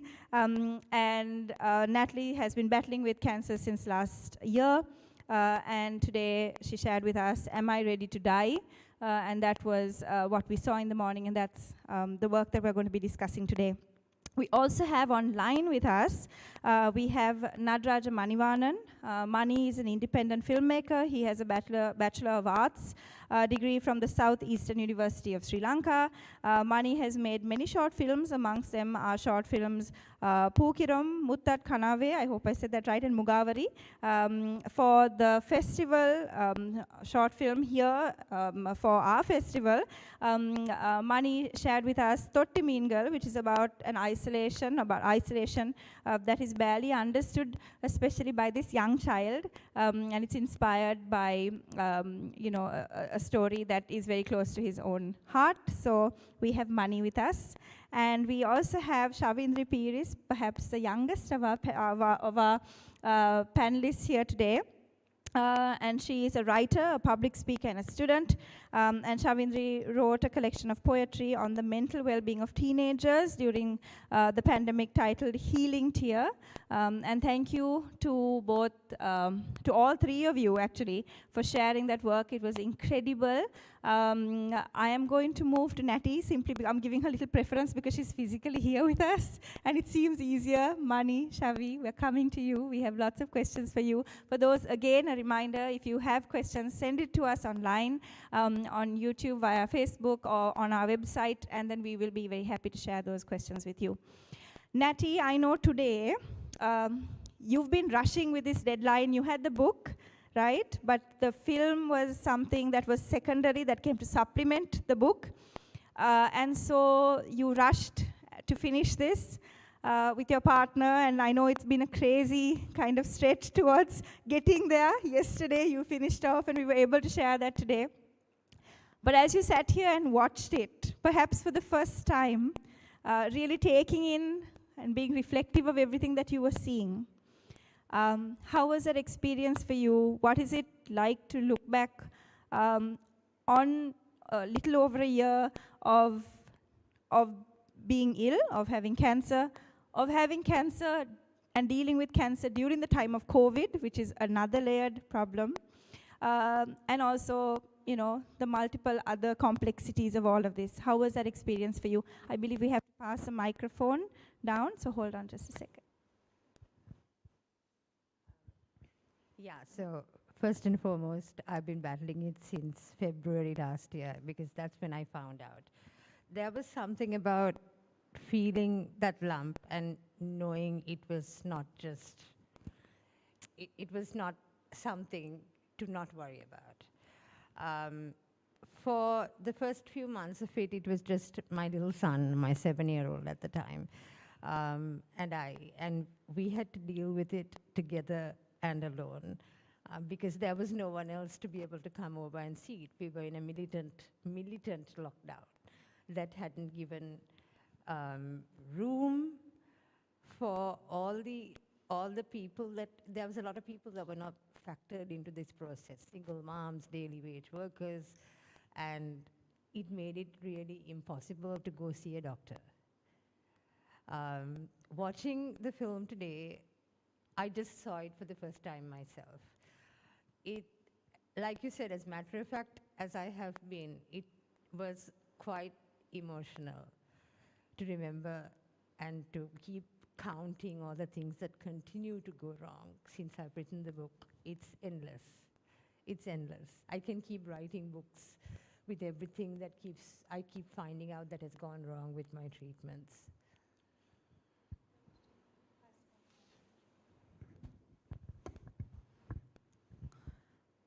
I wish you didn't have to write books, but I am glad you are writing books, if that makes sense. I really hope, and I think anyone watching us today will agree, that we don't wish for you to continue to have to battle this. But the fact that you are battling this, and the fact that you're sharing really raw emotion and just so much of your life with us is incredible. I know the book is in English. It would be amazing, as you suggested, if it can be in Sinhala and in Tamil, so that more people will hear this.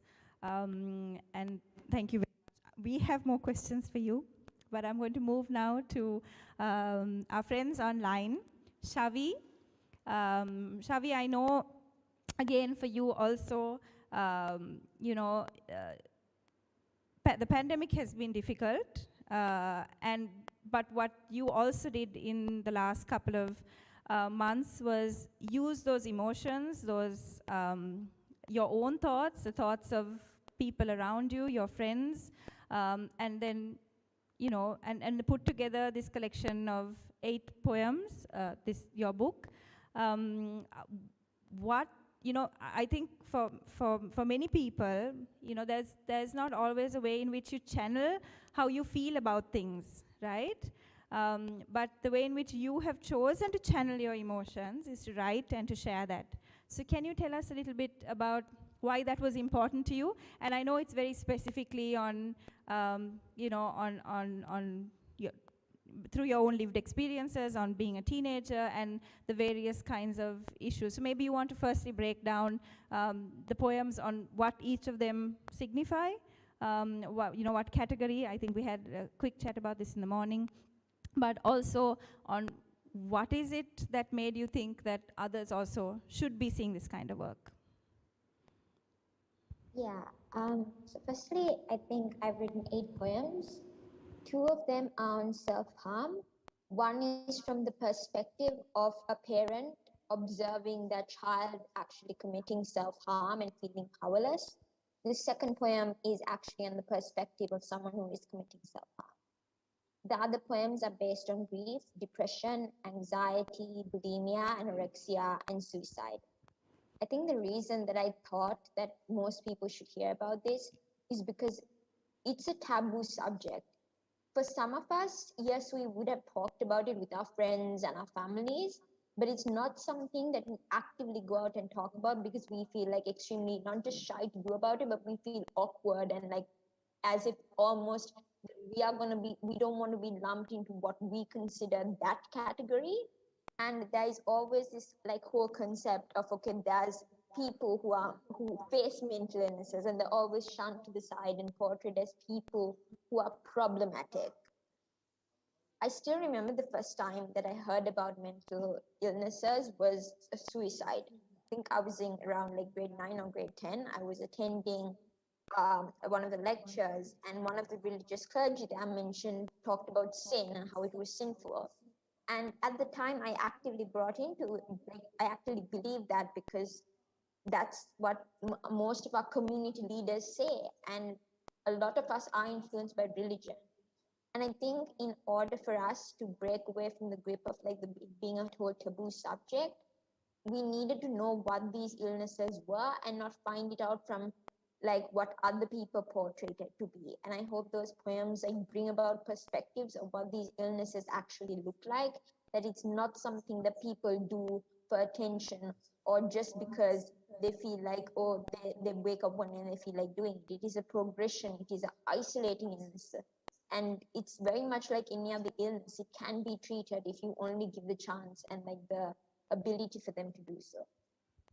Thanks, Shavi, for sharing the kind of inspiration behind it. And it's interesting that you should also talk about religious leaders, because a lot of our education, you know, we're here talking about mental health and you know, health in general, but these interconnected parts of this big wheel, we're all kind of spokes in this wheel, and definitely education and you know, religious leaders also, the part that they play in the way in which we understand our world, I think is definitely a way. Also, our coping mechanisms are very much about religion here in Sri Lanka, right? We're talking about, again, mental health, very much about, you know, people go to church, to the mosque, to the kovil, to the temple, as a means of managing their own mental health.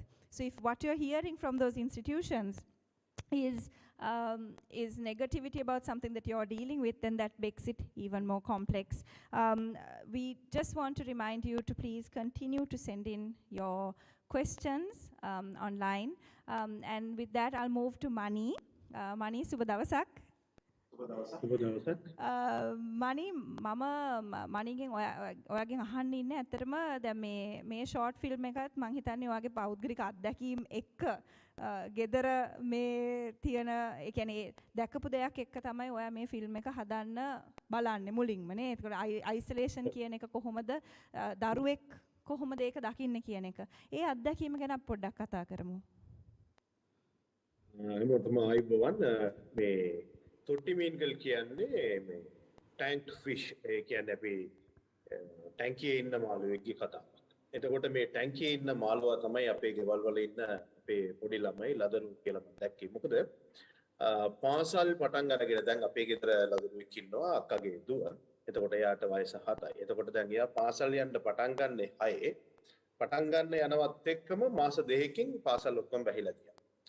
එතකොට පාසල් යන්න එයා පටන් ගන්න ඒ දවස්වල මම දැක්කා එයාගේ ලොකු උත්සාහයක් තිබ්බා. මොකද එයාගේ මූණේ ලොකු සතුටක් තිබ්බා. එයා යන්නේ පාසලට. ඇත්තටම දැන් අපි හිතාගෙන ඉන්නේ පාසලට ළමයි යන්නේ ඉගෙන ගන්න කියලා හිතනවා නම් ඒක වැරදි දෙයක්. ඒ ළමයි යන්නේ මේ තමන්ගේ යාළුවෝ දකින්න සෙල්ලම් කරන්න. ඉතින් ඒ වගේ පරිසරයක් විශේෂයෙන් අපේ වගේ කොළඹ වගේ නාගරික පළාත්වල ජීවත් වෙන ළමයින්ට සෙල්ලම් කරන්න අසල්වැසියෝ නැහැ. එතකොට එයාට තියෙන අවස්ථාව එකම අවස්ථාව තියෙන්නේ පාසලේ ගිහිල්ලා තමයි යාළුවෝ මුණ ගැහිලා එයාට සෙල්ලම් කරන්න.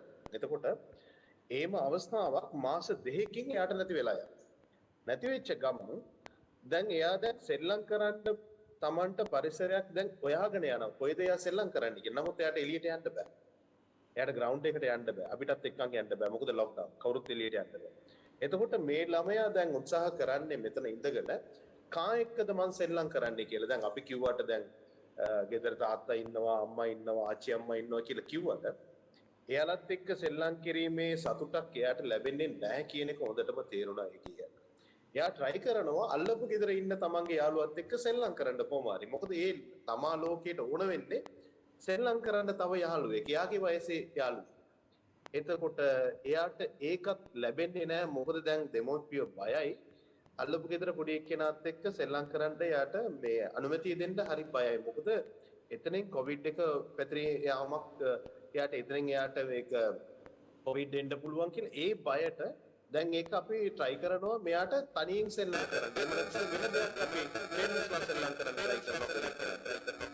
එතකොට පොඩි එක්කෙනාට ඒක එච්චර මොකද හරියට කියනවා නම් එයාට ඒකේ සතුටක් විඳින්න බැහැ. එයාගේ මානසිකත්වය කියන්නේ පොඩි ළමයිගේ ලෝකෙට අපිට යන්න හරිම අපමාන. ඉතින් මේක මම තේරුම් අරගෙන ඒ පොඩි එක්කෙනාගේ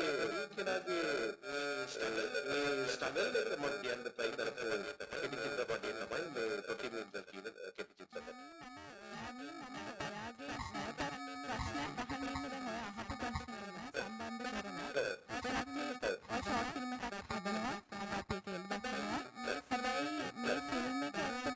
දරුවන්ට වඩා දෙමව්පියෝ තමයි මේක තේරුම් ගන්න නේ. දරුවෝ කොහොමද අර මාළු ටැංකියේ ඉන්න එක ඒගොල්ලෝ තමයි ඒක තේරුම් ගන්නෙ.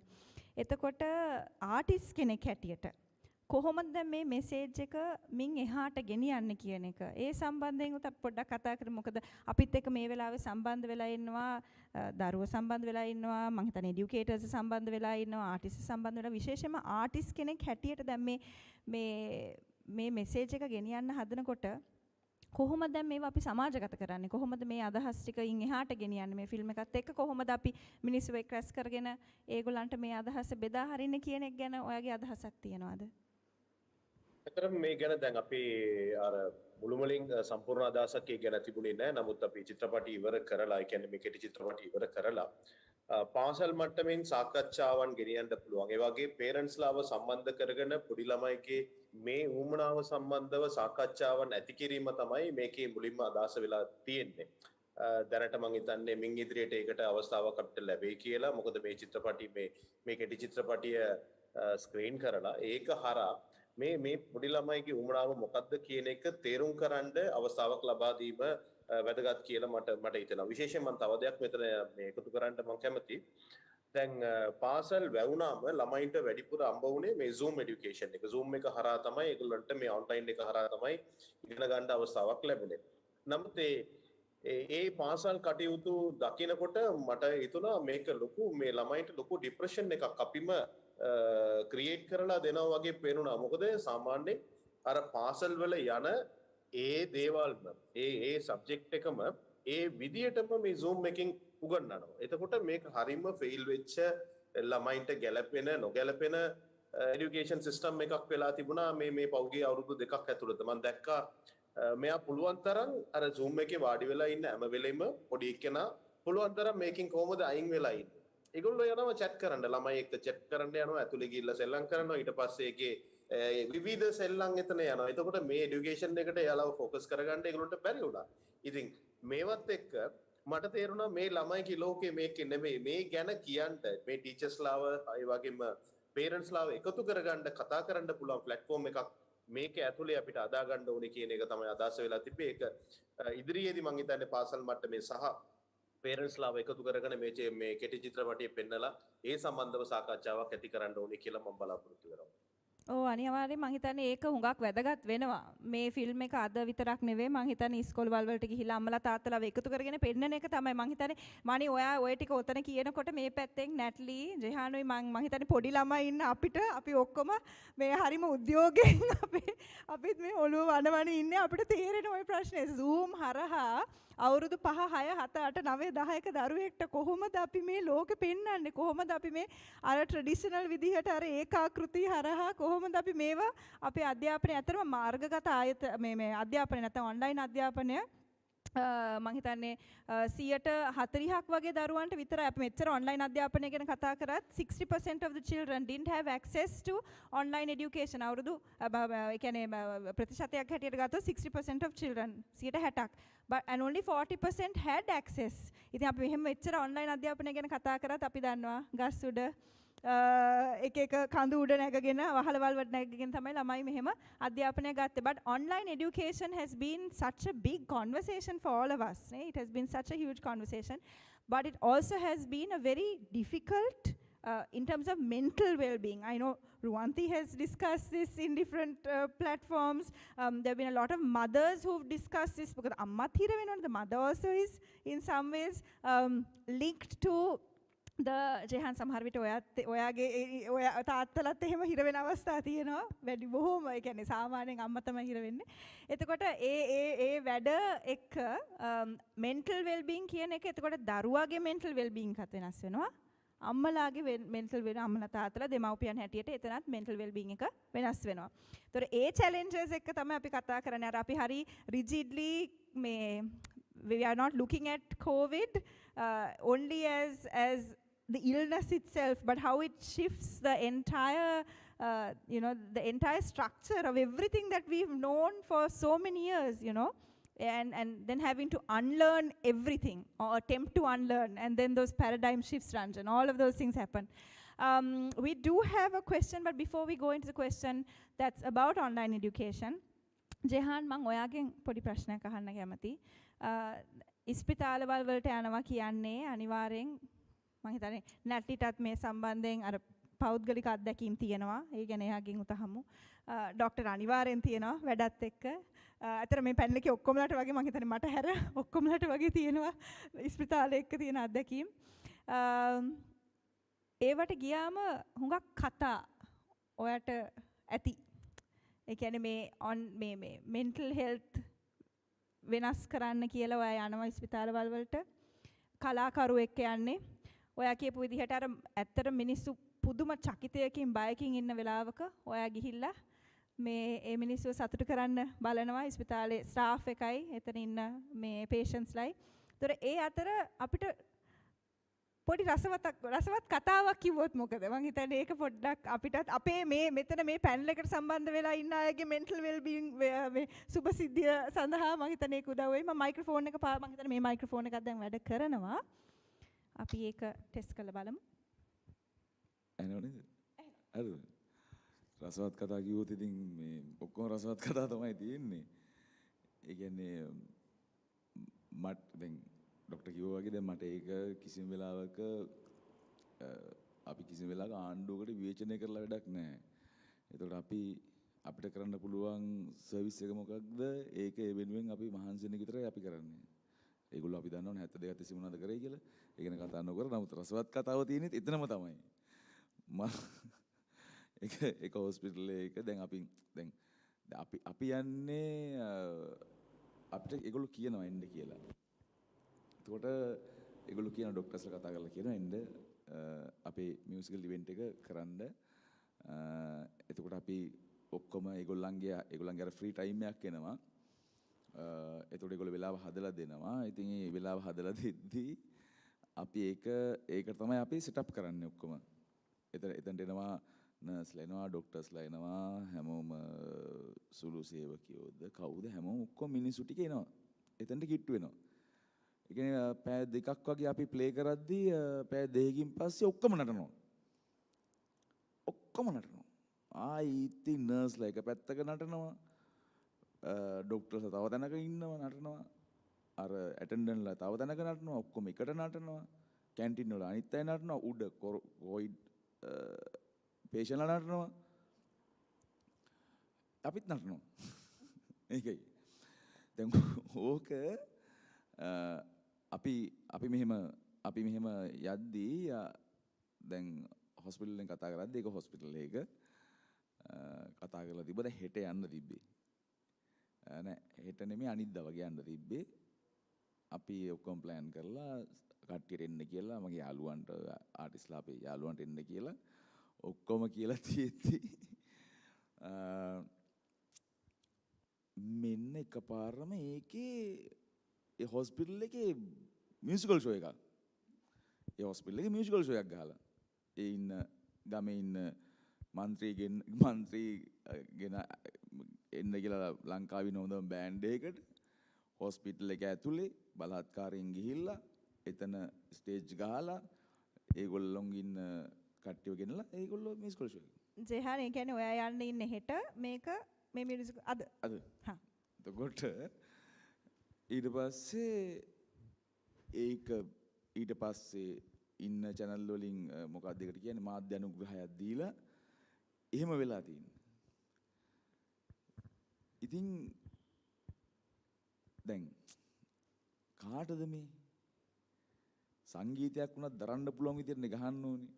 ඒක ප්ලේ කරන්න ඕනේ දරන්න පුළුවන් විදිහට මිනිස්සුන්ට. මේක නිකන් අර දැන් ඔය මියුසිකල් ෂෝ කියලා මූවමන්ට් එකේ හොස්පිටල් එක ඇතුලේ ගහන්න බෑනේ. ඒක දන්නෙත් නැහැ. මේ ඊතන ඉන්නේ ලෙඩ්ඩු ඉන්නවා කියලා දන්නෙත් නැහැ. මෙතන ඉන්නේ මානසිකව ડિප්‍රෙෂන් එකේ ඉන්න ડોක්ටර්ස්ලා නර්ස්ලා ඇටෙන්ඩන්ට්ස්ලා සියලු සේවකයෝ සුළු හැමෝම ඉන්නවා කියලා දන්නෙත් නැහැ. කිසිම දෙයක් දන්නේ නැතුව මෙන්න ගිහිල්ලා දඩ ස්ටේජ් එකක් ගහගෙන ඔන්න ගහනවා. මගේ ජීවිතේ ඔය කාලේ සහ අපි ඉස්සරහට කරන වැඩ ඇතුලේ මේ මට හම්බෙච්ච මේ ඒක රසවත් නෑ ඇත්තටම. රසවත් සිද්ධි කියලා නෑනේ මේ අපේ මේ පීරියඩ් එකේ. ඒක රසවත් කරගන්නේ අපි තමයි. ඒක දැන් මට මේක රසවත්. මම දන්නේ උනේ කොහමද උනේ කවුද කරේ මොකක්ද අවශ්‍යතාවය මොනවාද ඒ ගමේ එයාට තියෙන බලය මොකද්ද මාධ්‍ය අනුග්‍රහය ගත්තේ කොහමද ඔක්කොම මෙහෙම තියෙන්නේ. ඒතකොට අපි සම්බන්ධයෙන් නිවුස් එකක් දාන්න පත්තරයක්වත් නැහැ. සරලවම ගත්තොත්. එහෙම සමහර යාළුවෝ කතා කරලා එහෙම කරපු අවස්ථා තියෙනවා මේ සම්බන්ධයෙන්. එහෙම නැහැ. ඒක කමක් නැහැ. එහෙම ඕනේ නැහැ. අවංකම ගත්තොත් එහෙම බලාපොරොත්තු වෙන්නේ මම කියන්නේ. අර අච්චරම එක දවසින් අපි එනවයි කියලා දැනගත් එක රැයෙන් මේ මිනිස්සුන්ට එහෙම පුළුවන් කරන්න. ඉතින් ඒක මට ඒක ඇත්තටම ගත්තොත් ඒක හරි මං කියන්නේ ඔහොම කරන් යන්න කියලා තමයි කියන්නේ. ඒක මට රසවත්. හැබැයි ඒක රසවත් නෑ ඇත්තටම ගත්තොත්. ටිකක් අමිහිරි අත්දැකීමක් හැබැයි රසවත්. ඒ කියන්නේ ඇත්තටම අර සහකම්පනයක් නැතුව අපි ප්‍රශ්නවලට යොමු වෙනකොට ඒවට විසඳුම හොයනකොට ඇති වෙන ප්‍රශ්න තමයි ඕවා. Another layer of problems when we don't have the empathy to deal with people's health and mental well-being. මම එකක් කියන්න ඕන. ඒක මම හිතනවා ඒක මම මේ කියපු කාරණාව සාමාන්‍ය ජනතාවගේ සහ මනුස්සයන්ගේ ප්‍රශ්නයක් නෙමෙයි. දේශපාලනික ප්‍රශ්නයක්. ඔව්. ඒක දේශපාලනික ප්‍රශ්නයක්. හැබැයි අපිත් තේරුම් ගන්න ඕනේ අපි කියන හැමදේම දේශපාලනිකයිනේ. ඒ නිසා ඉතින් අනිවාර්යෙන් මේවා හැම එක්කෙනෙක්ටම වගේ බලපාන්න පුළුවන් දේවල්. Thank you, Jehan, for sharing that story with us. I know that there are many more, but I have a question for Shavi and for Ranjan. This is a question that we've got online. Ranjan, you look very excited to have to answer our questions. Shavi, this question, It might, I mean, this is, you don't have to give us a scientific kind of explanation into this. I'll explain it. I'll read out the question. It's by Dimuthu. I know it's for Shavi and Ranjan, but I think maybe the doctor can also talk to us a little bit. It's about dopamine and other chemicals in your brain, especially when dealing with online classes, right? We're dealing with online classes and how that affects us. So I think the question's a great question. We just have to, I think the answers will be with different perspectives. Ranjan, I'll leave you to answer it from a more holistic point of view in how do you deal with these online classes? How does it affects the brain of a young person, a student? The doctor perhaps can give us a more clinical explanation of it. And Shavi, I'll start with you. As a student, as someone still in school, I know you've taken the day off to be with us here today. You're in grade 13, and you've had a year and a half of online education. I know that's challenging, but can you talk to us about how difficult online education is, and how you know how that experience has been for you? And then we'll leave it to Ranjan and the doctor to take on the more scientific approaches to that question. So I'm currently doing 3 subjects, which I'm planning on studying for my main A-levels, and the other 2 are essentially general English and general IT. I think when you're in online, you don't have to pay attention to the lesson because it's recorded, and my teachers will probably watching this, hopefully won't criticize me too much for it. But it was extremely difficult. There were times where I was just like very exhausted because you just stare at the screen all day, and it's very hard to interact. And when it's online, there are around so many people who join for the lesson that when you want to ask questions, you feel incredibly shy, and like you feel so awkward to ask it because you are so afraid what other people might think or what the teacher might think, because most of us only met our teachers through online. So we have no idea what kind of teacher they are. They're going to get annoyed. Will they be kind? These are so many questions that run through every kid's head, and there's no one to tell us, okay, it's all right to ask questions. I think one thing that people do, like I know that they had a lot of like technology, like teachers were told how to use Zoom, but I don't think they were told how to interact with children over Zoom, and that really impacted the way we feel. Because if you can't joke around and talk with your teacher and make basically like lame jokes and argue about every single theory that is there or ask them to explain, it becomes really hard. And if it's not something that you're interested in, you're not going to get the dopamine rush, or you're not just going to have that feeling of that you had a productive day. And online school made us all feel like very frustrated with schools, very frustrated with our teachers and our parents, because they were like, okay, this is the way that you have to deal with it. There's no other option. But some of them used that excuse and didn't really help improve the teaching style in order to adapt to online. But some teachers really succeeded in online, and they were actually interactive with us. But I think it all depends from person to person, but also how much of work you have to put in. Thanks, Shavi, for sharing your experience. I was also reflecting on teachers. You know, when I did a small kind of motivational discussion with some teachers. This was right, like as soon as we had shifted to this online system. And I remember the teacher or the vice principal from the school who spoke to me said, teachers lat buying inne. Because now the laptop or whatever, the screen or the phone is also, you know, you're not being viewed by only the child. You're being viewed by the child's parents. And the parents also judging you.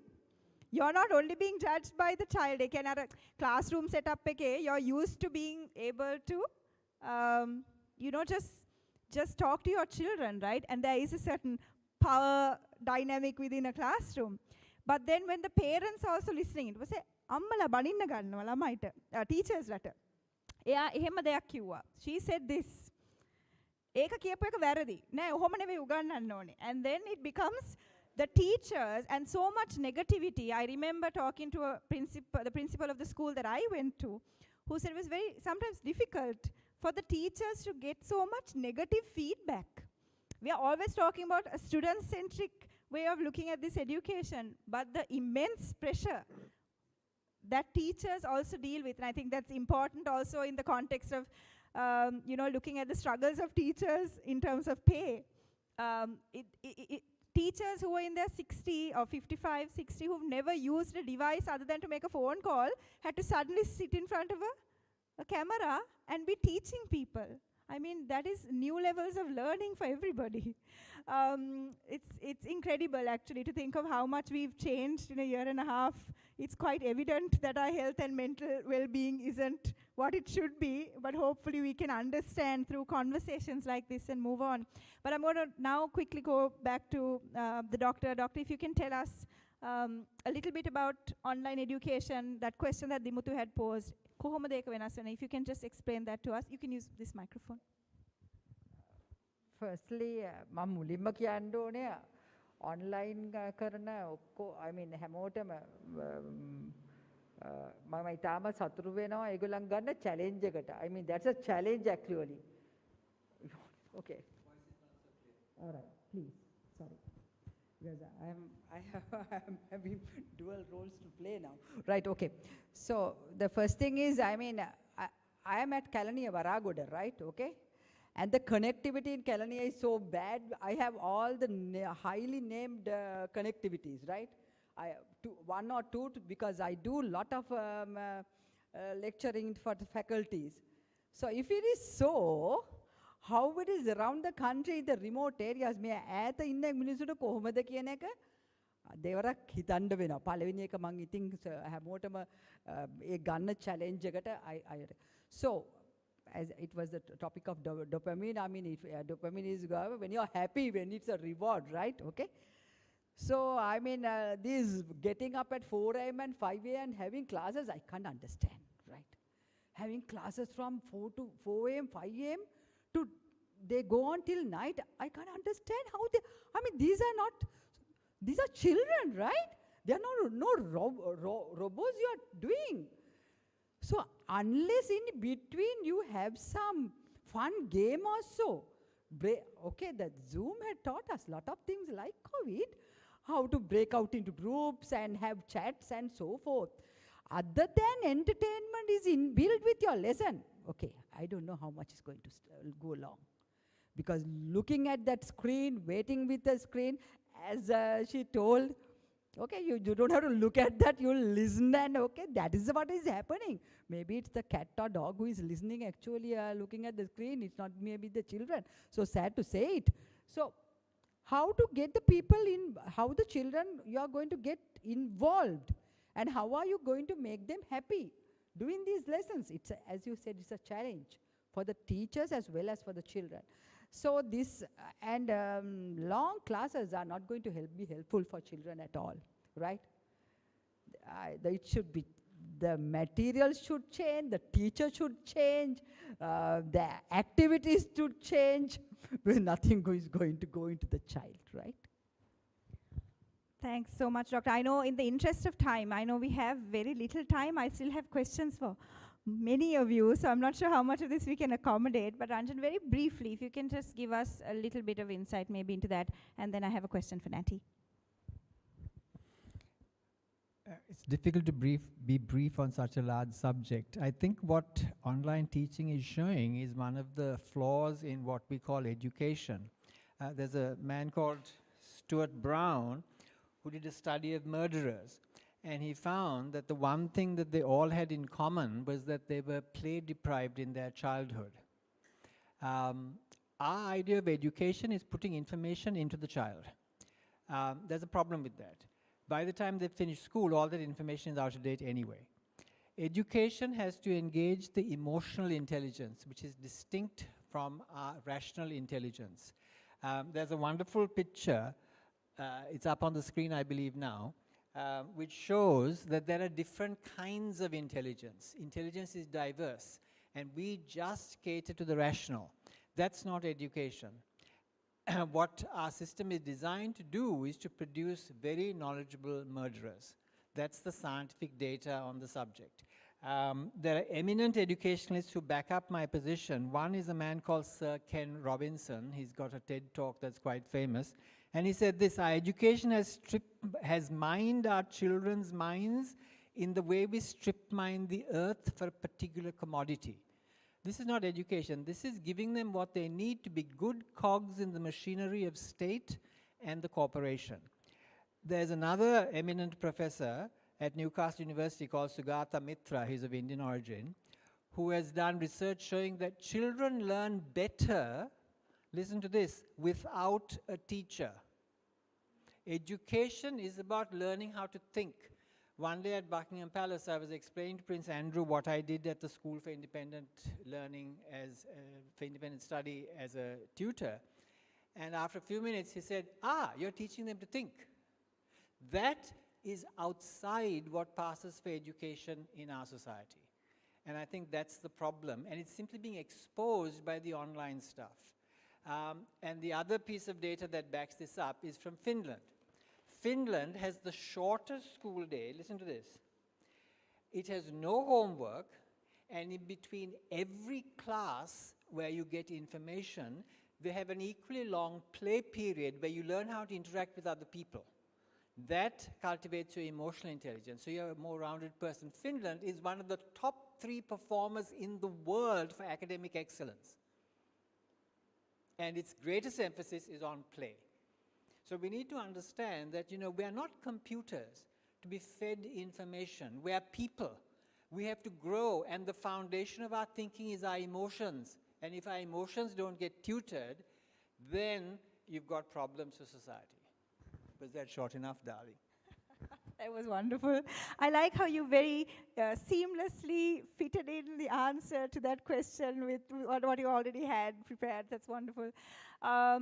With that, Natty, I have a question for you about, again, I know you kind of explained this in the beginning, but these different complexities of illness, of COVID, and of gender, right? So there are 3 different areas, and how kind of they overlap, and then dealing with each. I mean, you can be a woman going into a hospital, right, with something like the way in which I relate to this is with endometriosis, and even the lack of knowledge there with an illness that is 1 in 10 women, but this is amplified obviously, and this is in your case it's amplified because it's it's something that's so severe, but with each of those kinds of avenues, there is so much. There are multiple problems with the health sector, right? And you've been really open about it. You've been very honest about your journey, and I think in some sense, you're able to share that because you have the articulation to do so, you have the space to do so, but there are so many, and you acknowledge this, that so few people have the privilege of being able to have that voice. There's a message that has come through. I think someone has written in saying that they really admire you, Natty, and I think that's true of so many people who've joined us. I'm going to try to find that message, but someone had message saying that they really admire you. So talk to us a little bit about the cracks in the system, and how you think that can change from your perspective. Doctor, you can pass the mic on. I think it comes down to one root cause. Social, very archaic social attitudes towards everything, not just healthcare, right? It's the way medical professionals treat you. It's the way other patients view you. All of it is first quoted in social, backward social thinking. A doctor would read half a report and write inaccurate information. I had breast cancer in my right breast, but I opted to have both my breasts removed for safety purposes, for aesthetic purposes, for various reasons. But my most recent radiologist looks at half the information and said that I had cancer in both breasts, which is why I removed them. Because there would be no other reason why a woman would want to remove both her breasts. In hospital, patients would ask me things like, "Hey, dekama galawanne? Oya kollek wage ne edakote?" And I'm looking at them and thinking, when did two breasts validate your gender? Right? So these are, I'm saying I'm encountering this at every front. And unless we start addressing our social and our backward cultural thinking, nothing is going to get solved, whether it's healthcare or whether it's anything in the country. That's the root cause. And that's what I have got to observe as a patient, a journalist, a witness inside this system.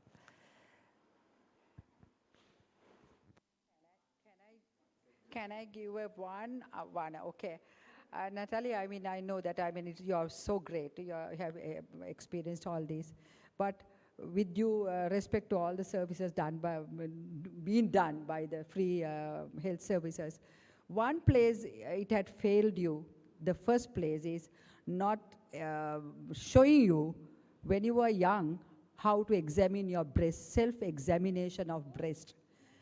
I mean, that would have avoided all these. So that is the message I would take from your story to the people, to every girl, that they should self-examine their breasts. Yes. So again, going back to gender, okay, I'm just going to say this out loud.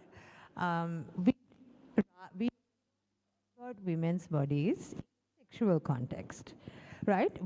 If you want to talk about health and boobs and vaginas and things, this like again back to that same taboo.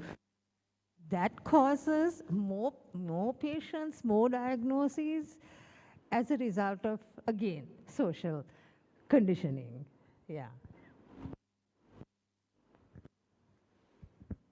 Yeah, I think that was interesting in how you brought that up about the cracks in the system, but also how in particular girls' bodies aren't.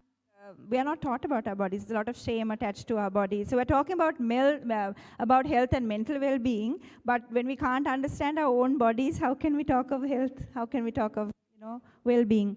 So I think that's interesting. Ranjan, we're almost out of time, and I know you also have to read something for us to close this. But I'm going to pass on the mic to you, and I have one more question for Mani. Just want to say, when you mentioned our culture, that actually it's not our culture. Our culture is a European derivative based in Western Puritanism, which confuses shame with privacy. So anything private is regarded as shameful, and anything to do with sex is shameful. Everything I learned about health, I learned in England. And it turns out it's actually Asian medical science. We have no understanding and no respect. My father put in motion the machinery to bring Ayurveda onto the national health. But it got truncated into the Western model. It's about treatment. Ayurveda is about education. So I just want to respond to that. Thanks, Ranjan. Mani, I have a final question for you. As someone who's been creating work as an artist, parent කෙනෙක්ට අම්මලා තාත්තලාට ඔයාගේ film එක හරහා message එකක් තියෙනවා. හැබැයි ඔයාට ඊට අමතරව කියන්න මොකක් හරි තියෙනවද? මම හිතන්නේ ක්‍රියේටර් කෙනෙක් ඇටියට මම ස්ටෝරි එකේ කියන්නේ මගේ කෙටි චිත්‍රපටියේ කියපු දෙයින් එයාට ගින් තව දෙයක් කියන්න හිතන්නේ නැහැ. මම හිතන්නේ මේ කතාවේ ඇතුළත මම කියන්න ඕන ටික මම කිව්වයි කියලා මම විශ්වාස කරනවා. නමුත් මම කියන්නේ මේ ළමා ලෝකයේ තේරුම් ගන්න කියන එක තමයි මට කියන්න තියෙන්නේ මේ හරිම කෙටියෙන්ම කියන්න තියෙන්නේ. ළමා ලෝකයේ හරියට තේරුම් ගන්න කියන එක පේරන්ට්ස්ලාටත් විශේෂයෙන් මම දැකපු දේ තමයි දැන් ළමයින්ට මේක කරන්න එපායි කියලා අපි කියද්දි ඒ වෙනුවෙන් කරන්න ඕනේ මොකද්ද කියන එක සම්බන්ධව අපි ඒගොල්ලන්ට අපිට හරියට කිසිම දෙයක් අපි කියන්නේ නැහැ. මම දැක්කා මේ පොඩි කෙනෙක් යාත් එක්ක සෙල්ලම් කරන්න තම ළමයෙක් ඉදිද්දි මේ ළමයි ඇත්තටම මේ මොකද්ද මේ කිසිම devices පාවිච්චි කරන්නේ නැහැ කියන එක මට හොඳටම බලන්න පුළුවන් වුණා. තව එක්කෙනෙක් සෙල්ලම් කරන්න ළඟින් ඉන්නකොට දැන් සාමාන්‍යයෙන් parents ලා කියන කතාව තමයි laptop එක පාවිච්චි කරන්න එපා, mobile එක use කරන්න එපා, අර ප්‍රශ්න එනවා, මේ ප්‍රශ්න එනවා කියලා අපි සාමාන්‍යයෙන් එක එක දේවල් වලට අවවාද කරනවා. නමුත් මේ අවවාද කරන්න කිසිම අවශ්‍යතාවයක් මම දැක්කේ නැහැ. එයත් එක්ක සෙල්ලම් කරන්න යාළුවෙක් ඉන්නකොට, අල්ලපු ගෙදර හරි නැත්නම් එයාගේ ගෙදර හරි කවුරු හරි කෙනෙක් ඉන්නකොට ඒ අවශ්‍යතාවය ඒගොල්ලෝ ගොඩාක් අඩු කරගෙන ඒගොල්ලෝ කරන දේවල් මම ගොඩක් දැක්කා. එතකොට මට කියන්න තියෙන්නේ පේරන්ට්ස්ලා ඇටියට හරියට ළමා ලෝකේ හරියට තේරුම් ගත්තා නම් මම හිතන්නේ වැඩිපුර අවවාද දෙන්න අපිට තියෙන කාලය අවවාද දෙන්න අවශ්‍යතාවයක් ඇති වෙන්නේ නැහැ කියන එක. මනේ මං හිතන්නේ ඒක ලස්සන මෙසේජ් එකක් නේ. අපි දැන් මේ ඉවර වෙන්න ඕන මෙන්න ඉඳද්දී ඒ වගේ මෙසේජ් එකක් ටු ෂෙයා. ඒ ළමා ලෝකේ දකින මෙසේජ් එක අම්මලා ඒක තේරුම් ගන්න එක. මං හිතන්නේ අර සමාජ සම්බන්ධතා relationships and relations with people have to change and they have been changing and I know that's difficult. We've almost come to the end. Ranjan, hold on to that because we have a beautiful poem that we're ending with. But before we do, I also want to say just a couple of things. We spoke on online education a little bit, podi diversion එකක් වුණා, but I wanted to say that if you're interested in particular in a lengthier discussion, on Saturday at 3 o'clock, there's a whole program on online schooling. During the festival, so please join that. That is also, it features artwork that was done during the pandemic, so if you'd like to, please join in on that. And I know Lakshita is just here, I can see him in my view because we're obviously running out of time and we're just closing up. Okay, so I will hand over to you, Ranjan, to read us this beautiful poem. This is also something I love. I know Natalie said she loved it also, and I know a lot of parents. These are words of gold. So Ranjan, over to you, and then we can close. Yes, I thought we might close with something for the adults who look after children. And this is a piece from Khalil Gibran. Your children are not your children. They are the sons and daughters of life's longing for itself. They come through you, but not from you. And though they are with you, they belong not to you. You may give them your love, but not your thoughts, for they have their own thoughts. You may house their bodies, but not their souls, for their souls dwell in the house of tomorrow, which you cannot visit, not even in your dreams. You may strive to be like them, but seek not to make them like you. For life goes not backwards, nor tarries with yesterday. You are the bows from which your children as living arrows are sent forth. The archer sees the mark upon the path of the infinite, and he bends you with his might, that his arrows may go swift and far. Let your bending in the archer's hands be for gladness. For even as he loves the arrow that flies, so he loves also the bow that is stable. Thank you, Ranjan. That was just such a beautiful way to sum up everything that we've been talking about today. I'd like to thank Shavi and Mani who joined us online. Thank you so much for sharing your insight. To the artists here, including Natty, to the three of you, thank you so much for this incredible gift that you're sharing. To Jehan, Ranjan, and Dr. Lamani, thank you so much for your incredible advice today and for sharing so much insight. And we hope that to those of you who joined us online, thank you for spending the time. It's been quite a long session. The first of many more to come. There are 5 more sessions over the next 3 days. And I know I've been hijacking Lakshita's time because he's already standing in front of the camera. So I'm just going to say thank you to all of you. And Lakshita, over to you. Well, thank you so much. And once again, a big thank you to our panelists, to Rai for being a wonderful moderator and for navigating the discussion, taking us from one topic to another, and to also to each and every one of you for being a part of that panel discussion. A lot of things for us to think about. Just to share a few personal experiences, because I felt that I personally resonate with most of the things that were spoken by our panelists. Being stuck at home for 2 years of my university education, I finally understood that online education is not as wonderful as I thought it initially was, and that it has its own ups and downs, and that COVID-19, the pandemic, the lockdown, and the surrounding circumstances have changed so much in our daily lifestyles, the way we interact with people, the way we generally greet and treat people. And it's a matter of how we understand these changes now and move forward. It's also a matter of how we unlearn some of the things that we have been taught over all these years.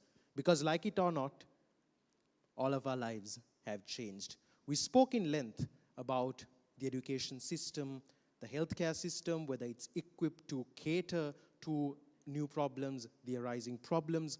We spoke about families. We spoke about whether we know enough about our bodies to begin with.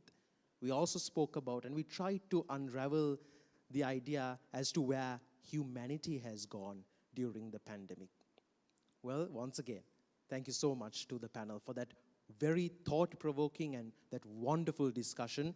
That was our very first panel discussion, and with that, we come to the end of the first session of the Children in Lockdown Arts Festival 2021. Before we go into the break, a few reminders for all of you. The second session of the Children in Lockdown Art Festival 2021 will begin at 3 o'clock, and it's on the theme abuse during the pandemic. So we invite all of you to join back with us at 3 o'clock. But before that, at 1:30, we have the children's workshop that is conducted by Kasun Tiwanka, a theater artist. So if you have pre-registered for that workshop, please make your way towards the workshop, and you can access the workshop through our website, www.stages.lk/workshop-live. We'd also like to remind you that in the upcoming session on abuse during the pandemic, we have some very interesting performances, artwork screenings, and artist talks, which will eventually be followed by another panel discussion. We have a contemporary dance performance coming your way. We have a script reading. We have an artist talk. And I'm sure all of you will find it very, very interesting, and it will keep you engaged throughout. And we hope that you will stay in touch with us and be engaged with us like you were from morning itself. That's it from us for now. We'll see you at 3 o'clock.